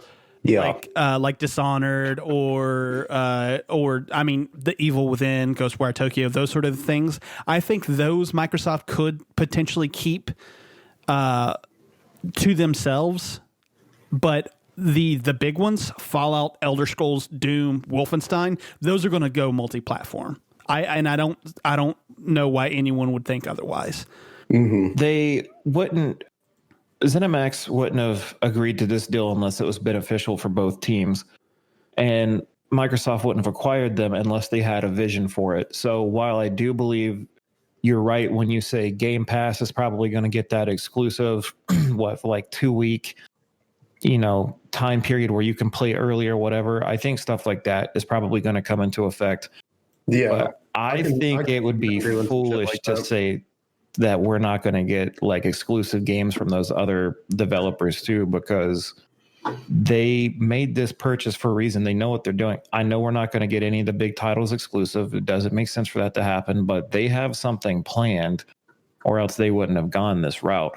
I think so. And what you just said specifically about Arcane and like id Software, those I do see being more the exclusive titles. And Dion, who we work with, has said that if the Dishonored franchise does go exclusive, Dion has never once in his life been an Xbox gamer, but he said that if it does go exclusive, he will buy an Xbox. Like that's how much that franchise means to him. So there's benefits to that. I'm not saying Dion's the end all be all choice and the wise man in the room, but like it's going to force a lot of people to go a route that they've never gone before. I feel like, I don't know. It's a smart move. It blew me away.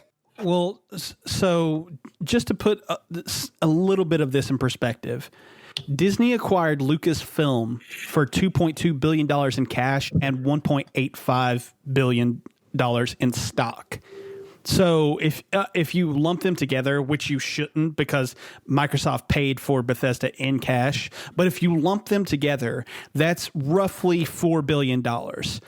Microsoft paid $3 billion more, $3.5 billion more, almost double, to obtain Bethesda than Disney did for Star Wars. Mm-hmm. Yep. That's fucking crazy, dude. And I just I'm sorry, but I just don't think Bethesda has the same fucking like ring to it that like Star Wars does.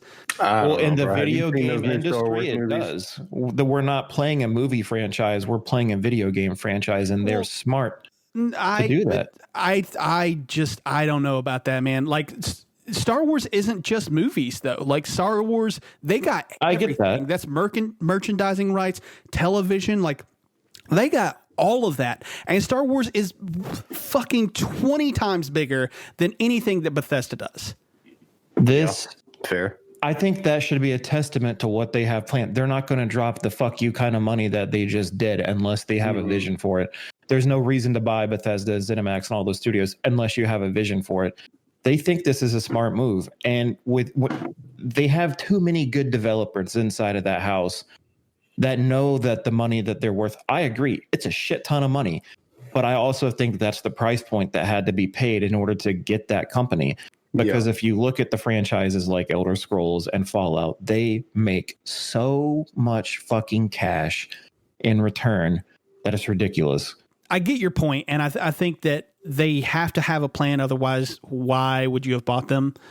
But I'm not sure that in the long run this will pay off unless... unless you do have some exclusive titles for you, because you have to sell your console. Like you can make money off the software. That's where a lot of the big bucks lie. But if you're not getting people into your fucking ecosystem by the console, then I don't know what the point is. Yeah. I feel like they're playing the long game. It's not because they can't have any first party titles released right now at the launch of the Series X, but in the long run, playing the long game, looking towards the end game, whether it be mid to end of this console generation coming up or the beginning of the next generation, they're going to have a fucking crazy roster. And this just tops it. But you're right. I mean, they need exclusives. They have to have exclusives at this point. Mm-hmm. Yeah. And like delaying Halo. It's fine. We kind of beat this to death. I don't want to go I'm very much of the mindset that like they overpaid unless they're going to have some of these studios do exclusives, but we'll see. Anyway, let's move on. Number 2. Following our last recorded episode, Sony delivered its PS5 showcase. During the showcase, they showed some... Oh, God, I said show like 3 times in a row. They showed some interesting new titles, including the next iteration of a mainline Final Fantasy title, as well as some new footage of already announced games such as Resident Evil Village. During the announcement, they also finally gave a price point and release date for their new top-of-the-line console. The PS5 will release on November 12th, notably a Thursday, and will be available at either $499 or $399, depending on the version of the console you buy. What was not announced, however, was a date when pre-orders would go live, and just after the event ended, the pre-order date was confirmed for tomorrow on Twitter. Retailers began to break that almost immediately, and PS5 pre-orders were gone in a matter of minutes. This flies flagrantly in the face of an interview given to Jeff Keighley in July by Eric Lampel, Sony's head of marketing, that consumers would have plenty of notice, quote, about the console pre-orders. Sony has since issued an apology with a promise for more waves of pre-orders to come. So, I kind of addressed this in a pickup last week. Sony has got to get their shit together. Just straight the fuck up. This pissed me off so bad. And like, well, let me actually put this out there first, real quick, before I go on my rant about why this pissed me off. First, given what we know now about Miles Morales and Horizon Forbidden West, and I think Ratchet and Clank, all coming to PS4 as well as the PS5, I genuinely do not think that you need either of these consoles at launch. I will be getting a Series X at launch because my Xbox One S that's sitting like right behind me is 5 years old, I think. It might be only 4, but like it's old. And I'm still going to be able to play all the games that I have already purchased with some improvements. So I'm getting one at launch to upgrade my console that I've had for 5 years. But with that said, if you have a One X or a PS4 Pro, you don't need either of these consoles, I don't think, personally. There's no reason to have either of these. There is only one exclusive across the two consoles of any like matter, and that is the Dark Souls remake, which is a remake of a game that is fucking 11 years old. It's 11 fucking years old. Like, there is no reason to own either of these consoles. Just period. That said, This shit right here with Sony in July, in fucking July, saying, hey, Still so bad about it. Dude, I'm so fucking incensed.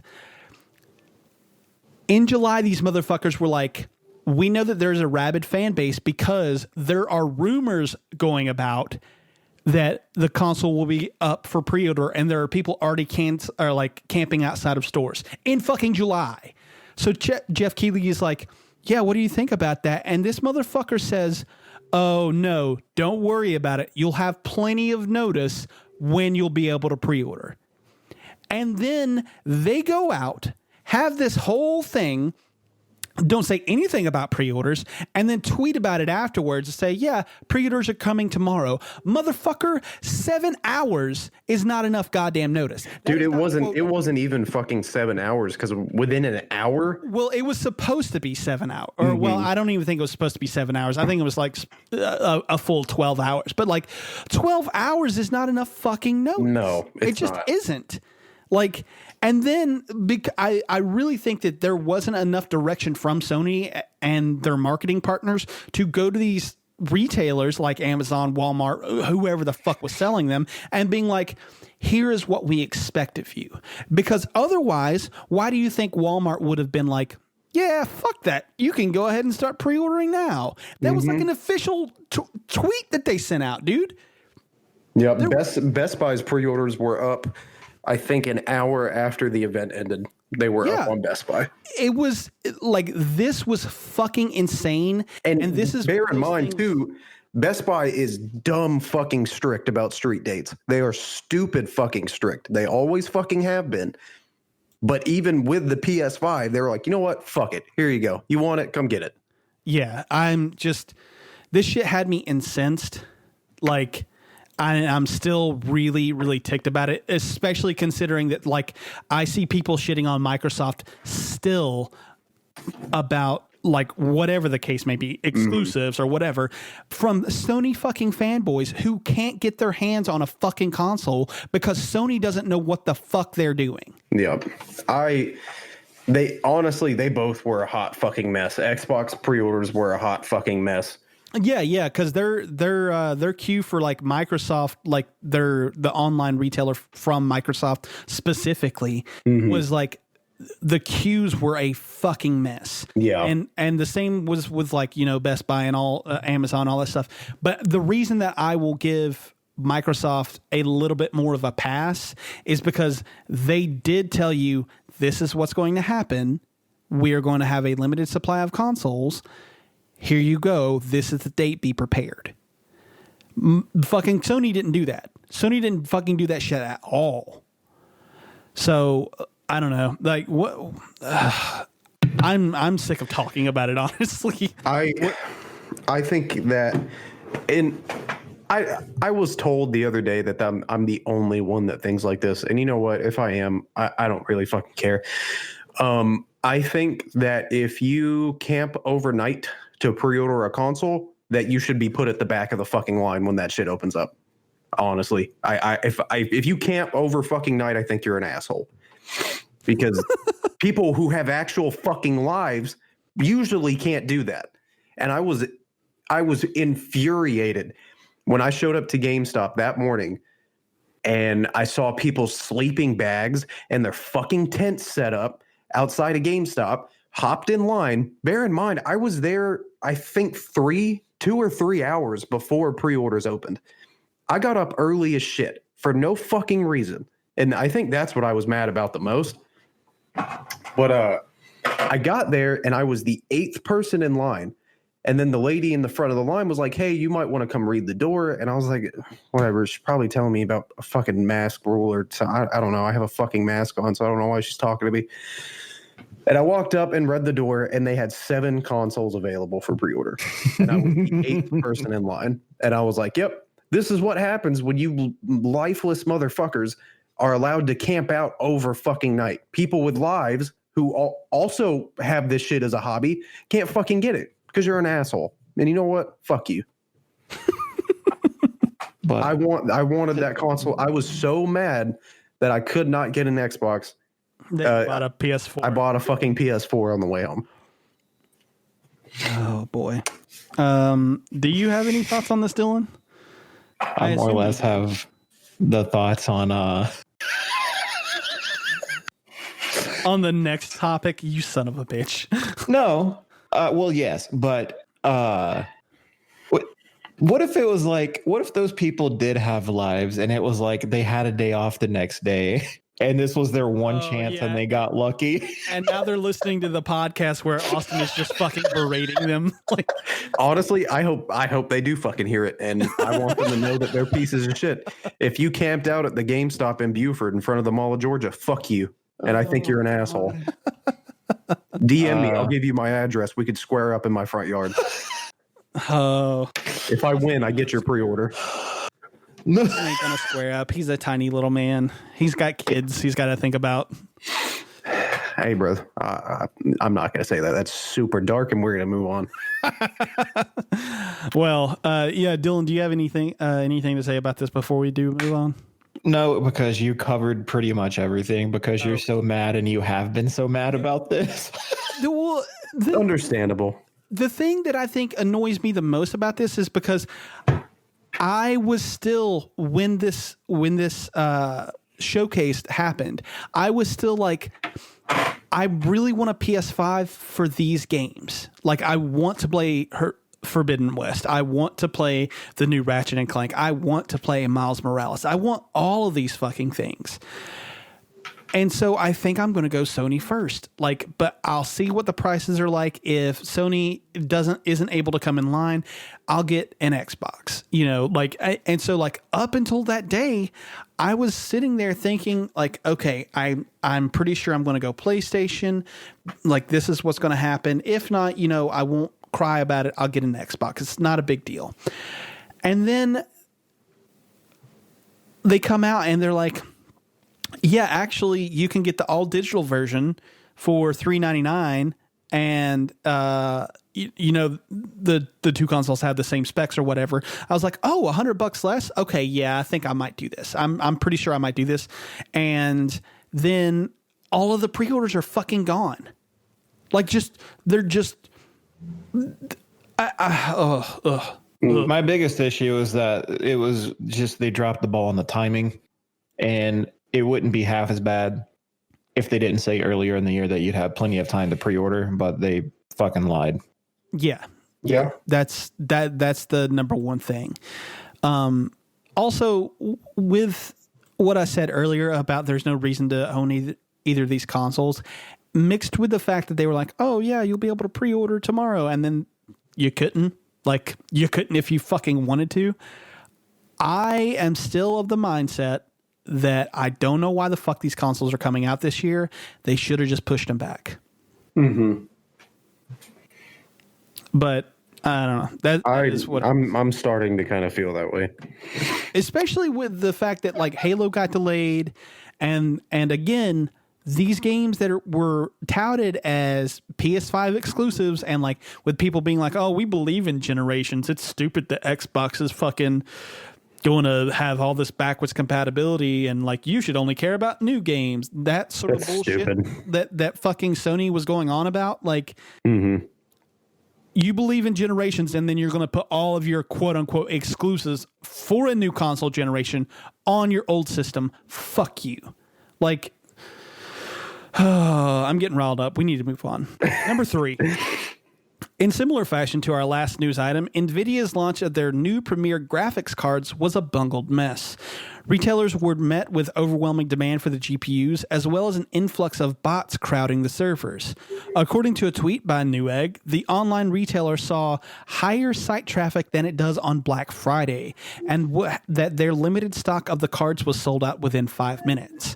On top of this, some early adopters of the card have been experiencing technical issues wherein the cards are effectively crashing to the desktop in the middle of gaming sessions. As of today, NVIDIA has addressed the issue by offering up a patch that promises to stabilize the GPUs. So, Dylan, you're getting a 3080 in your new PC. I am. That's if something doesn't go wrong and I don't get if they don't cancel my order. Right? I just got a 2070, so this news didn't really appeal to me all that much. Although I will say those prices were fucking awesome, and I'm not surprised that they sold out in the way that they did. No, and that's why I don't really give a damn about the two console shit going on, because it's just not for me anymore.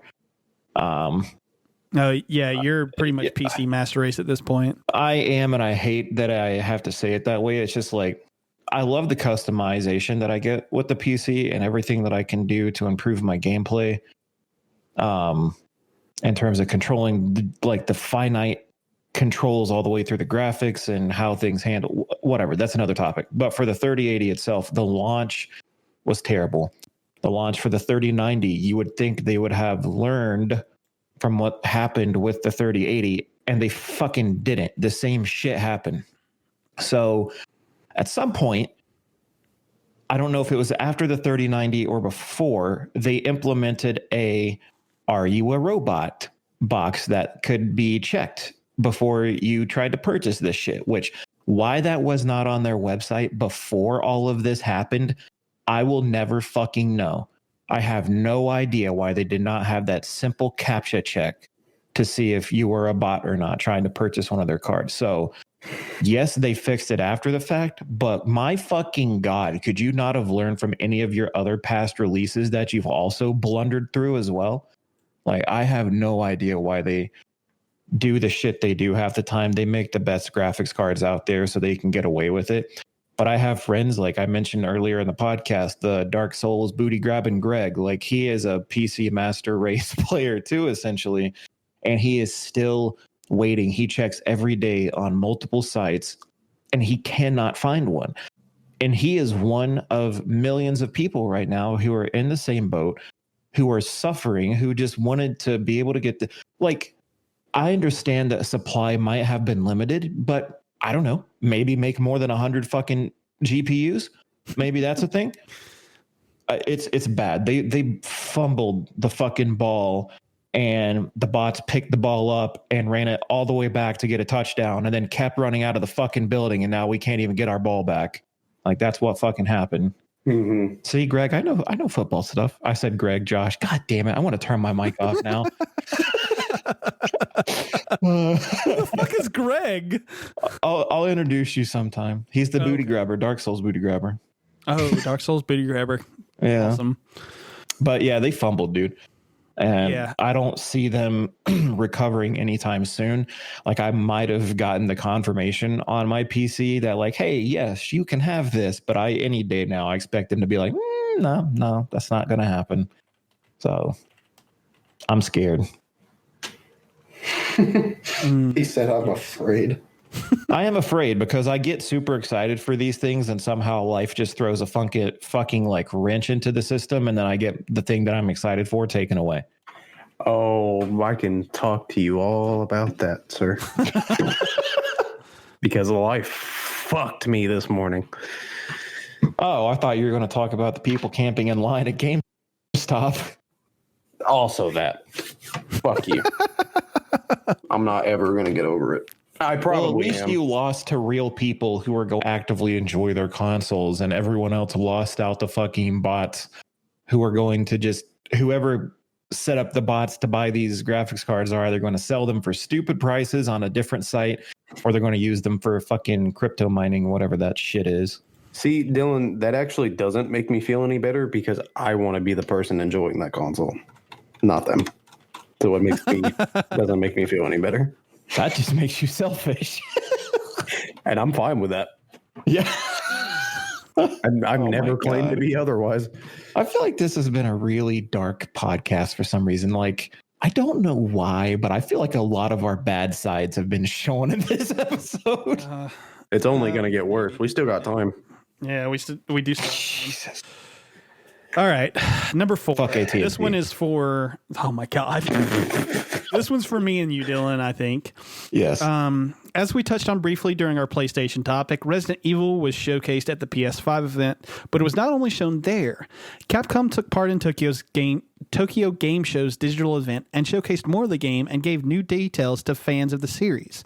In the video, the game's director Morimasa Sato gave details about how the game will play, saying in part that, quote, "You have a lot more freedom than in Resident Evil 7," end quote, and, quote, "We want players to experiment to figure out what works for them," end quote. Among the other details given, the game appears to be significantly larger than its predecessor.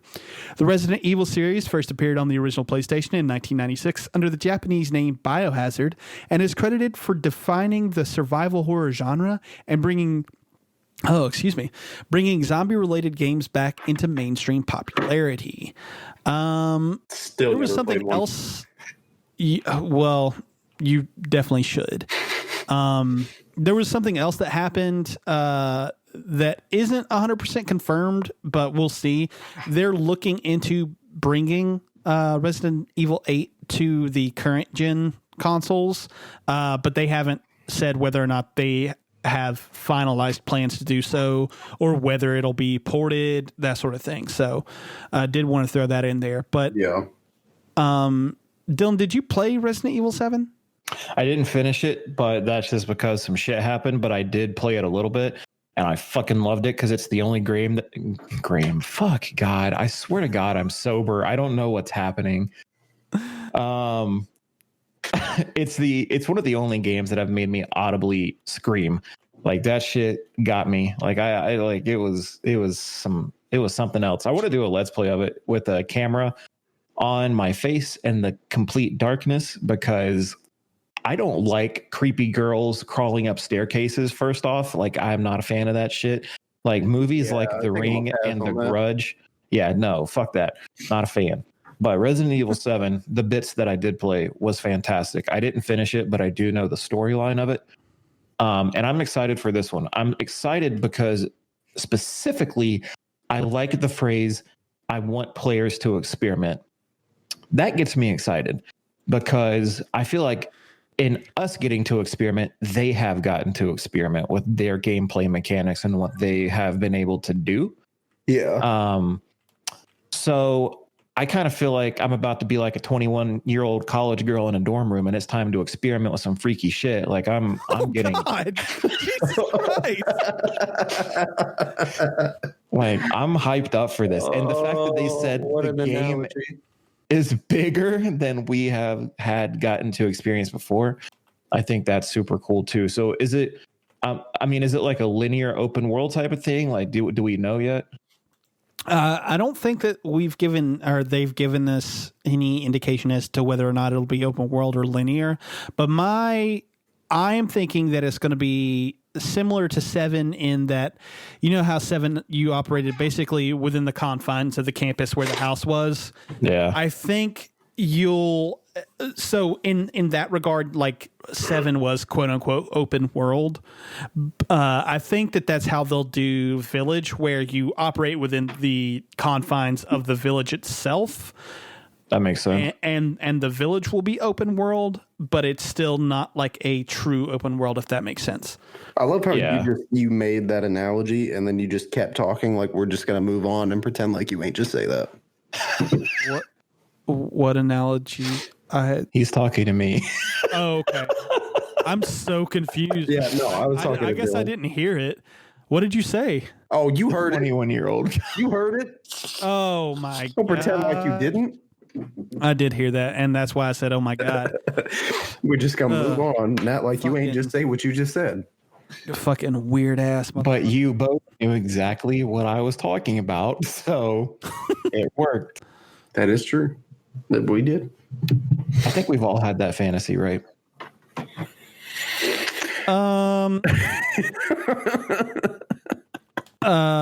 Yeah, I'm excited as fuck about this. The trailers all look really fucking cool. And I don't know what to say about it other than I'm really fucking excited, honestly. I love Resident Evil, and I thought 7 was excellent. Even without VR. I thought it was a really, really fucking great game and nice return to form to the series. But anyway, number 5. It seems that Nintendo's beloved handheld DS family has finally been canceled. Word began spreading Thursday on Twitter that the Japanese language Nintendo website had the consoles listed as out of production. Nintendo gave an official statement to online publication Polygon that reads as follows, quote, "We can confirm that the manufacturing of the Nintendo 3DS family of systems has ended. Nintendo and third-party games for the Nintendo 3DS family of systems will continue to be available in Nintendo eShop, on Nintendo.com, and at retail. The existing library of more than 1,000 Nintendo 3DS games contains many critically acclaimed titles and can provide years of content to explore and enjoy." End quote. The news doesn't come as much of a surprise given that Nintendo stopped listing the 3DS's hardware and software sales with its most recent quarterly earnings statement. And the Nintendo Switch, Nintendo's hybrid handheld home console, has seen meteoric success. This is, however, sad news to many, as the DS line, which began in 2004 with the Nintendo DS, has been a staple for Nintendo fans since that point. It's super sad. Like, I don't like that this is happening. I get that it was inevitable, but I have so many memories from the original DS, the DS Lite, the DSi, and then eventually the 3DS and stuff like that. I think it's going to go down as one of the, could you say that it's the best handheld system? I would not make that case at all. Don't you dare say it's like a PS Vita or some shit. It's the Vita by a mile. Yeah, I agree. The Vita? Yeah, Yes. I agree. Dude, the Vita has so many excellent fucking games on there, but nobody fucking bought it. Like, Well, that's why it sucks. it sucks because no one bought it because Sony refused to fucking market it. That's not the Vita's fault. That's fucking Sony's fault. I didn't know the saying Vita this was the existed best until like a year ago. I'm not gonna lie. But I didn't know it in was a fucking terms of thing. like the best handheld that everyone actually cared about, it had to be the DS. Oh my God, you're such a shit stain.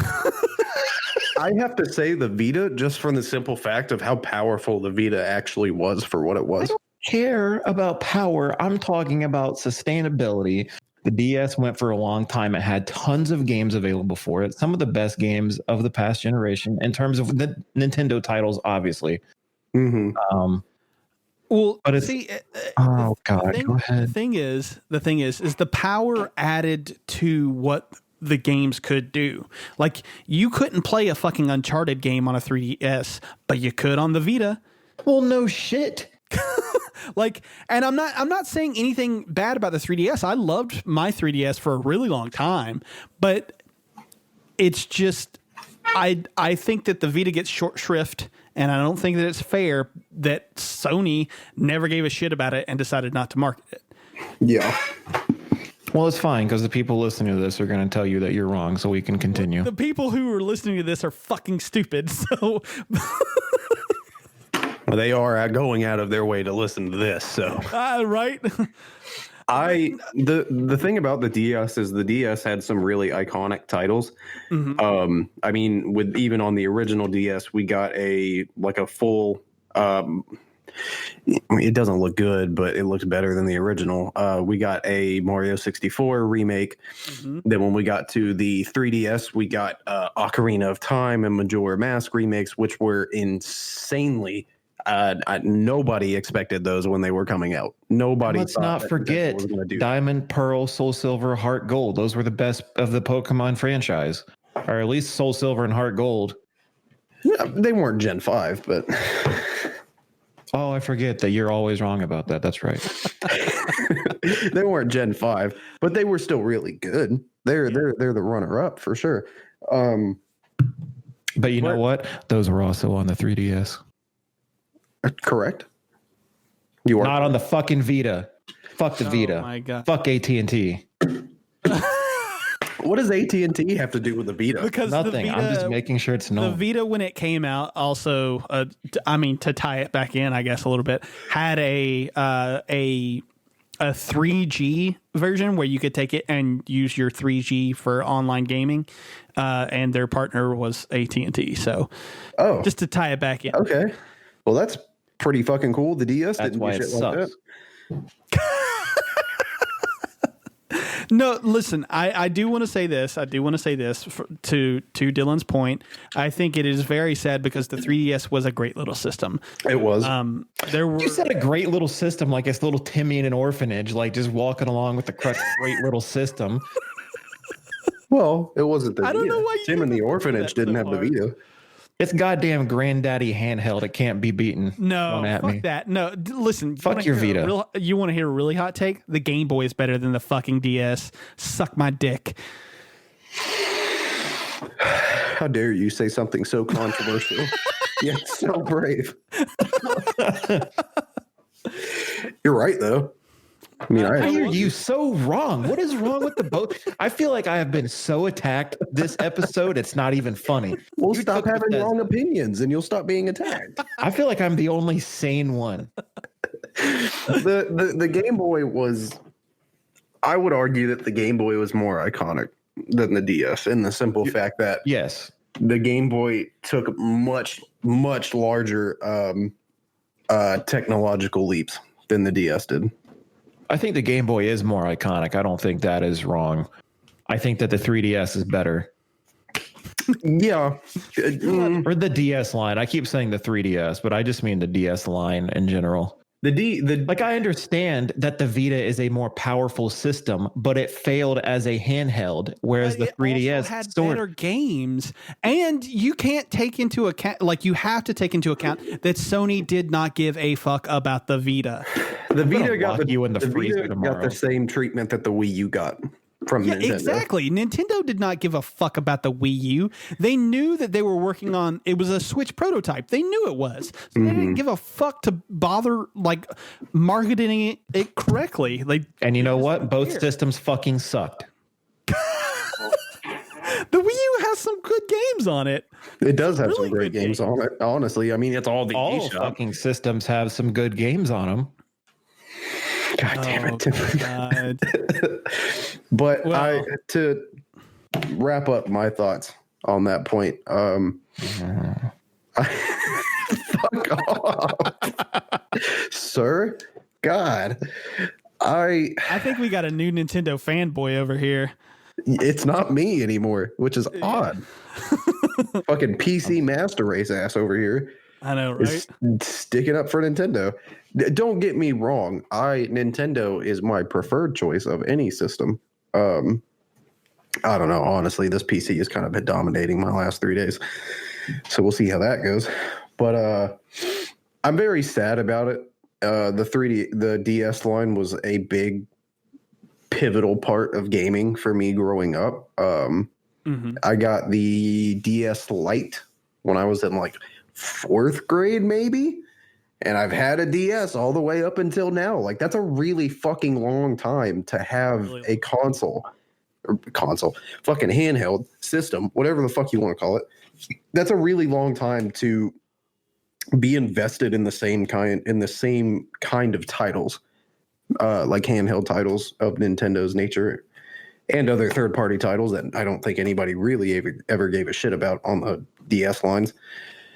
So it's sad, but it is outdated, unfortunately, because now we have the Switch, which is both.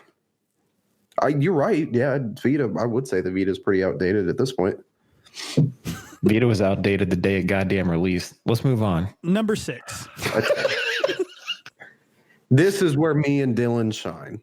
Yeah. Speaking of Nintendo, fans of the Pokemon games won't have to wait much longer for the new expansion. The Crown Tundra. Oh, boy, that's a comma there, not a period. I'm a fucking dumbass. Nintendo has finally revealed that the expansion, the Crown Tundra, will drop on October 23rd, and a bundle coming with both expansions on November 7th. Amongst the new features being added in the expansion is 2 new modes with the Dynamax Adventures, as well as the Galarian Start Tournament mode. Other additions include more returning Pokemon and an entire new region to explore. So, tell me about this. Hype. I'm very excited. I was waiting. The Crown Tundra, from what we know from data mines, which are usually pretty reliable, And why Nintendo let that happen, I still have no idea. I am a firm believer that Nintendo lets their shit get data mined on purpose to build up hype, because it happens way too fucking easily every goddamn time. But it's, from what we know from the data mine, the area of the Crown Tundra you're going to explore is fucking massive. It looks like it's easily 3 times the size of the Isle of Armor, and the Isle of Armor was still pretty fucking big. I mean, it was bigger than the wild area we already got in the base game. I think, and I like I'm excited for the Crown Tundra, but I'm also really scared. As a competitive player, I'm really scared for the Crown Tundra to release, because that means you're going to have shit like Metagross and Dragonite in fucking competitive Dynamax, which is ridiculous and sounds fucking horrifying, and I don't want to deal with that shit at all. But I just hope that they say that this expansion is going to be much larger, and that's fine.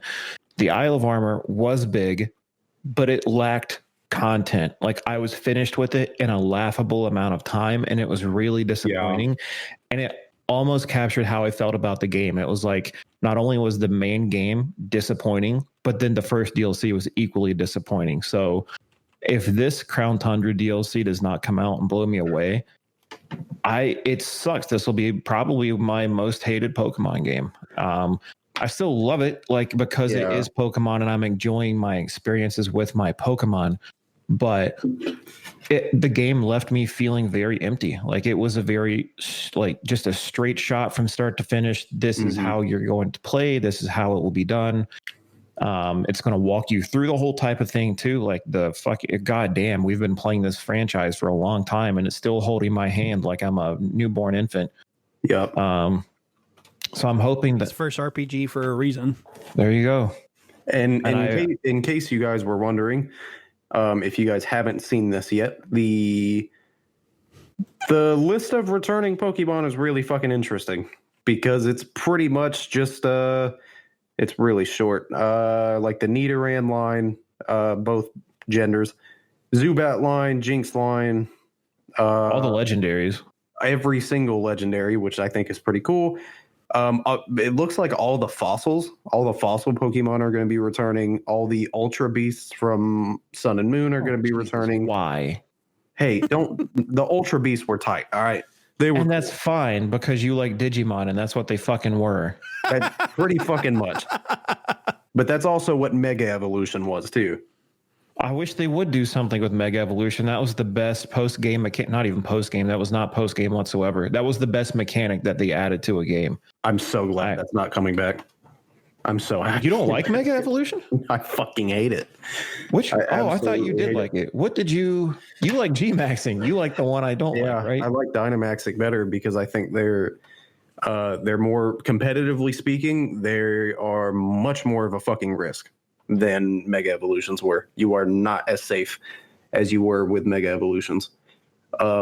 A couple mythicals are coming back too, which is odd. Well, actually, really only one. Victini is the only one that seems to be in the data. That is such a weird one. And the Gen 3 starters. The Gen 3 starters are coming back, even though I hate them. But I'm cool with Trico. Wow, you would think that that's the perfect place to bring back Mega Evolution, but nah, it's fine. I actually think that it will. It hasn't been confirmed. There's nothing in the data mine about it. But when this releases, I think, with the exception of like Ampharos and like maybe one other Pokemon, I'm pretty sure every Pokemon that has a Mega Evolution is in this fucking game. You're right. And that's what I was just thinking about, because I'm, like you just said, there's no Ampharos in the game. Mm-mm. I think we got the Wooloo as the sheep in this game, so why bring Mareep back? But no, I mean, I'm very excited for this DLC, because I do believe it will be better. It looks like it holds more story content, and they're adding some pretty cool features like the All-Star Battle or a tournament, whatever. That's pretty sick. I think Galarian Slowking looks fucking horrifying. Yeah, Galarian Slowking, like, I like it more than the Slowbro, which is what you and I were talking about the other day. We kind of flipped on that. Mm-hmm. I think it looks like something you'd shoot at in Doom Eternal. Honestly, it's pretty fucking terrifying. It looks pretty fucked up. Yeah. But I think they're going to do a lot good with this. I am optimistic for this. And the area that you can explore in the Crown Tundra itself looks beautiful. Mm-hmm. So I'm excited. I am also really excited to see that there is a very specific secret that they are holding until the game launches. And I'm glad they have not shown that off yet. We've learned from data mines that there are, other than what we've been shown, there are 2 legendary Pokemon that have not been revealed yet that are part of the Crown Tundra story. They are a black horse and a white horse, and they have not been revealed yet. Well, that's good. They need to hold on to what they can and increase the hype. I know the game is already doing just stupidly well, so that's good. But and they don't need to like show their entire hand before we even get there. I think some little secrets like that are good. Yeah. So has it been confirmed whether or not we'll have any returning trainers in the All-Star Battle, or is it just the ones that kind of we played with through Sword and Shield? I don't think they've talked about that yet. I don't think they've gone into too much detail. There's always that part of me that wants to see Red and Blue return like they did in the Black and White too. Black and White. And then they came back in Alola too, right? Didn't they? Yeah. They had it in Alola. They had Red, Blue, Cynthia, and for whatever fucking reason, Wally. Yeah, Wally was a little weird. Yeah. But okay, yeah. Josh is sitting back there like, yes, Pokemon. Let's move on. All the Pokemon. I'm still trying to get through it, but you'll make it. It's all right. I'm trying to play through Shield too, and I just don't have the drive to finish Shield. Even though I have already almost, I think out of the Pokédex in Shield, I'm at the 5th gym badge, and my Pokédex is like 397 or 398. Good God. I need 2 more, and then I'll finish the decks in both games. But fair enough. Yep. All right. We got one last segment. Pick of the week. I'll go ahead and I'll go first. This week, I decided to do something a little different than what I have been doing previously, and we all followed suit. And you guys followed suit. I was gonna do it before I knew that you did it.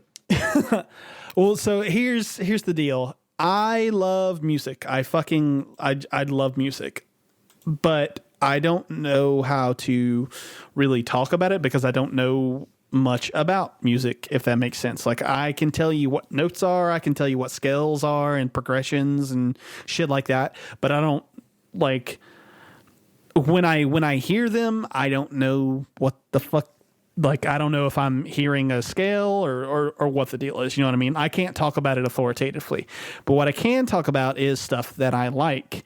And I really like 80s, like cheesy 80s synth. So what I listed here is an album that I've been I can't talk. That I've been listening to recently because it just for some reason popped back up in my head, and it is Hot Mess by Chromeo. If you don't know who Chromeo is, and I'm not sure why you would necessarily know that, they are a Canadian duo. They formed in 2002, and if I remember correctly, one of them is Jewish and the other one is Palestinian, which makes for a really interesting combination. And I think that Business Casual, is that what I wrote down? No, Hot Mess. Oh, wait, hang on. Business Casual is the name of the album. Hot Mess is the song off Business Casual. I fucked that up. Business Casual, I think, is their best album. All the way through, it is very consistent. The album that came before it, Fancy Footwork, I think is really good, but there are some songs on there that I don't really necessarily care for. And the one that came out after it was called White Women, and it has like 3 excellent songs, but the rest of it I'm not as excited about. I don't know. I don't like it as much. I will just put it that way. But I think Business Casual is great, and if you are into any sort of like electro funk or synth pop or like dance music or anything like that, I definitely recommend it. I think that they are wonderful. Cool. I'll check it out because you know me. I dig that kind of stuff. Yeah. You dig it. I dig it. Daddy. Oh, oh my. Man, this episode. Yeah, it's been a wild ride. only downhill from here. Yes. What the hell does that mean? I'm the one that closes out the pick of the week. Whoa. Yeah. Go ahead, Austin. Tell me your pick of the week, or tell the audience your. So my pick of the week is an album that came out 2-3 weeks ago. It is called Afterburner by a band called Dance Gavin Dance. They are a metalcore band. They've been around for too fucking long, but their history is fucking insane. They've gone through so many different vocalists because they've had so many vocalists that can't stop doing heroin. Oh my. Yeah, no, their first vocalist, his name was Johnny Craig, and he recently had a new band called Slaves, and about a year ago, Slaves had actually announced that they were kicking him out because they were on tour in another country, and he took everyone's money and left them stranded in another country to come home and buy heroin. So, oh my. They have a very rich history. They are really weird, and I don't know how to describe them. They're described as metalcore, but I wouldn't really call them that. Their instrumentals are really groovy. They do have like the aggressive vocalist, but then they also have they have two vocalists. They have an aggressive vocalist, which is like the screaming and the growls and the yelling. And then they have a clean vocalist, which is the kind of high pitched, softer, kind of easier on your ears thing. And I've seen them a few times. Me and Madison got to see them like 2 years ago, and I thought my heart was going to explode out of my chest because I've loved them since I was like 13 years old. And I'm really into that kind of music. I don't know if I've ever really talked to you guys about this before, but I've always been into metalcore music. I was in a couple of different local bands in high school, and those kind of shows give me a feeling like nothing else in my life does. So, like playing those shows, that's like one of the memories that I'm never going to forget, because Dance Gavin Dance was like a pretty big influence on me when I was trying to see if I had a future in music. I didn't, but I thought that I could potentially. And we weren't bad, but I played my first show in front of people in somebody's basement on my 18th birthday, and there was mosh pits and there was paint being flung everywhere all over people, and it was a good time, and it's a memory that I'm never going to forget. And so that's why I'm kind of into this kind of to stuff like Dance Gavin Dance, because it gives me that feeling of being 18 years old and playing in front of people and getting punched in the face. And I love it. Check it out. It's really groovy. And it's called Afterburner. Yes. By Dance Gavin Dance. Awesome. Dylan, take us home. So this is not what I'm choosing, but are you guys familiar with Foster the People? Yes. Yes. So if you're familiar with them, you know the song Pumped Up Kicks. Yes. Yes. That song is very, very dark. It sounds upbeat and it sounds like it's a positive song, but if you listen to the song, it's about as dark as it fucking gets because it's about a school shooting. So this artist that I've been listening to a lot recently, his name is Max Frost. This is kind of the genre that I'm into. It's kind of like the indie pop, indie-tronica type of stuff. Just a lot of those kind of feel good artists, kind of like Foster the People. Foster the People is one of them that I love a lot. But Max Frost has a song called Withdrawal, and it has that same upbeat tempo. It makes you feel good.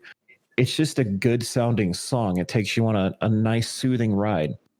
But once you start listening to the lyrics, the song is completely about withdrawal, whether that's from alcohol or some kind of substance abuse, or maybe it's from a girl. I don't really know. For me, I get it's kind of ambiguous in me, how when I'm listening to it, I get a lot of different things from it. When he wrote the song, he probably had his own specific meaning. I know he did. But the cool thing about the song is that I guess it's relatable in some way to me. So as dark as it kind of sounds, it's a feel good song at the same time. And the music video is super, super trippy. I love it. So if you do listen to the song, I'd recommend watching the music video that goes along with it. It's just a good song, and he's a cool artist. I don't think a lot of people know about him, so it's someone that I would recommend listening to. He has another really good song called Adderall, so you can see a recurring theme here. But no, just a good song. Max Frost, Withdrawal. Check it out. Oh yeah, Cool. All right, man. Well, or guys and gals, or 2020, you better get it right. we're gonna be flamed if you don't. So I was saying man to Dylan, and then I was like, well, there are two of us, and I was like, guys, and I was like, well, fuck. I don't know if you've ever asked my pronouns. Anyway, God damn it. I'm gonna just go right past that. That's the end of our show. Thank you for listening. As always, if you don't mind, please text a friend about us. Trying to get that listenership to grow, and send them a link, obviously, because people don't do anything unless you shove it right in their faces. I mean, if somebody tells me to check something out and doesn't give me a link, I'm just going to ignore them. I mean, basically. On top of that, if you do not mind, give us a nice rating on the podcast app of your choice and leave us a review. Reviews will help not only within the algorithms of the podcatchers themselves, but also they'll help us improve, hopefully. If you don't like a segment, or you think that there are things that we could do better, or, anything like that, we definitely want the criticism, because we can take that and make the show better for everyone.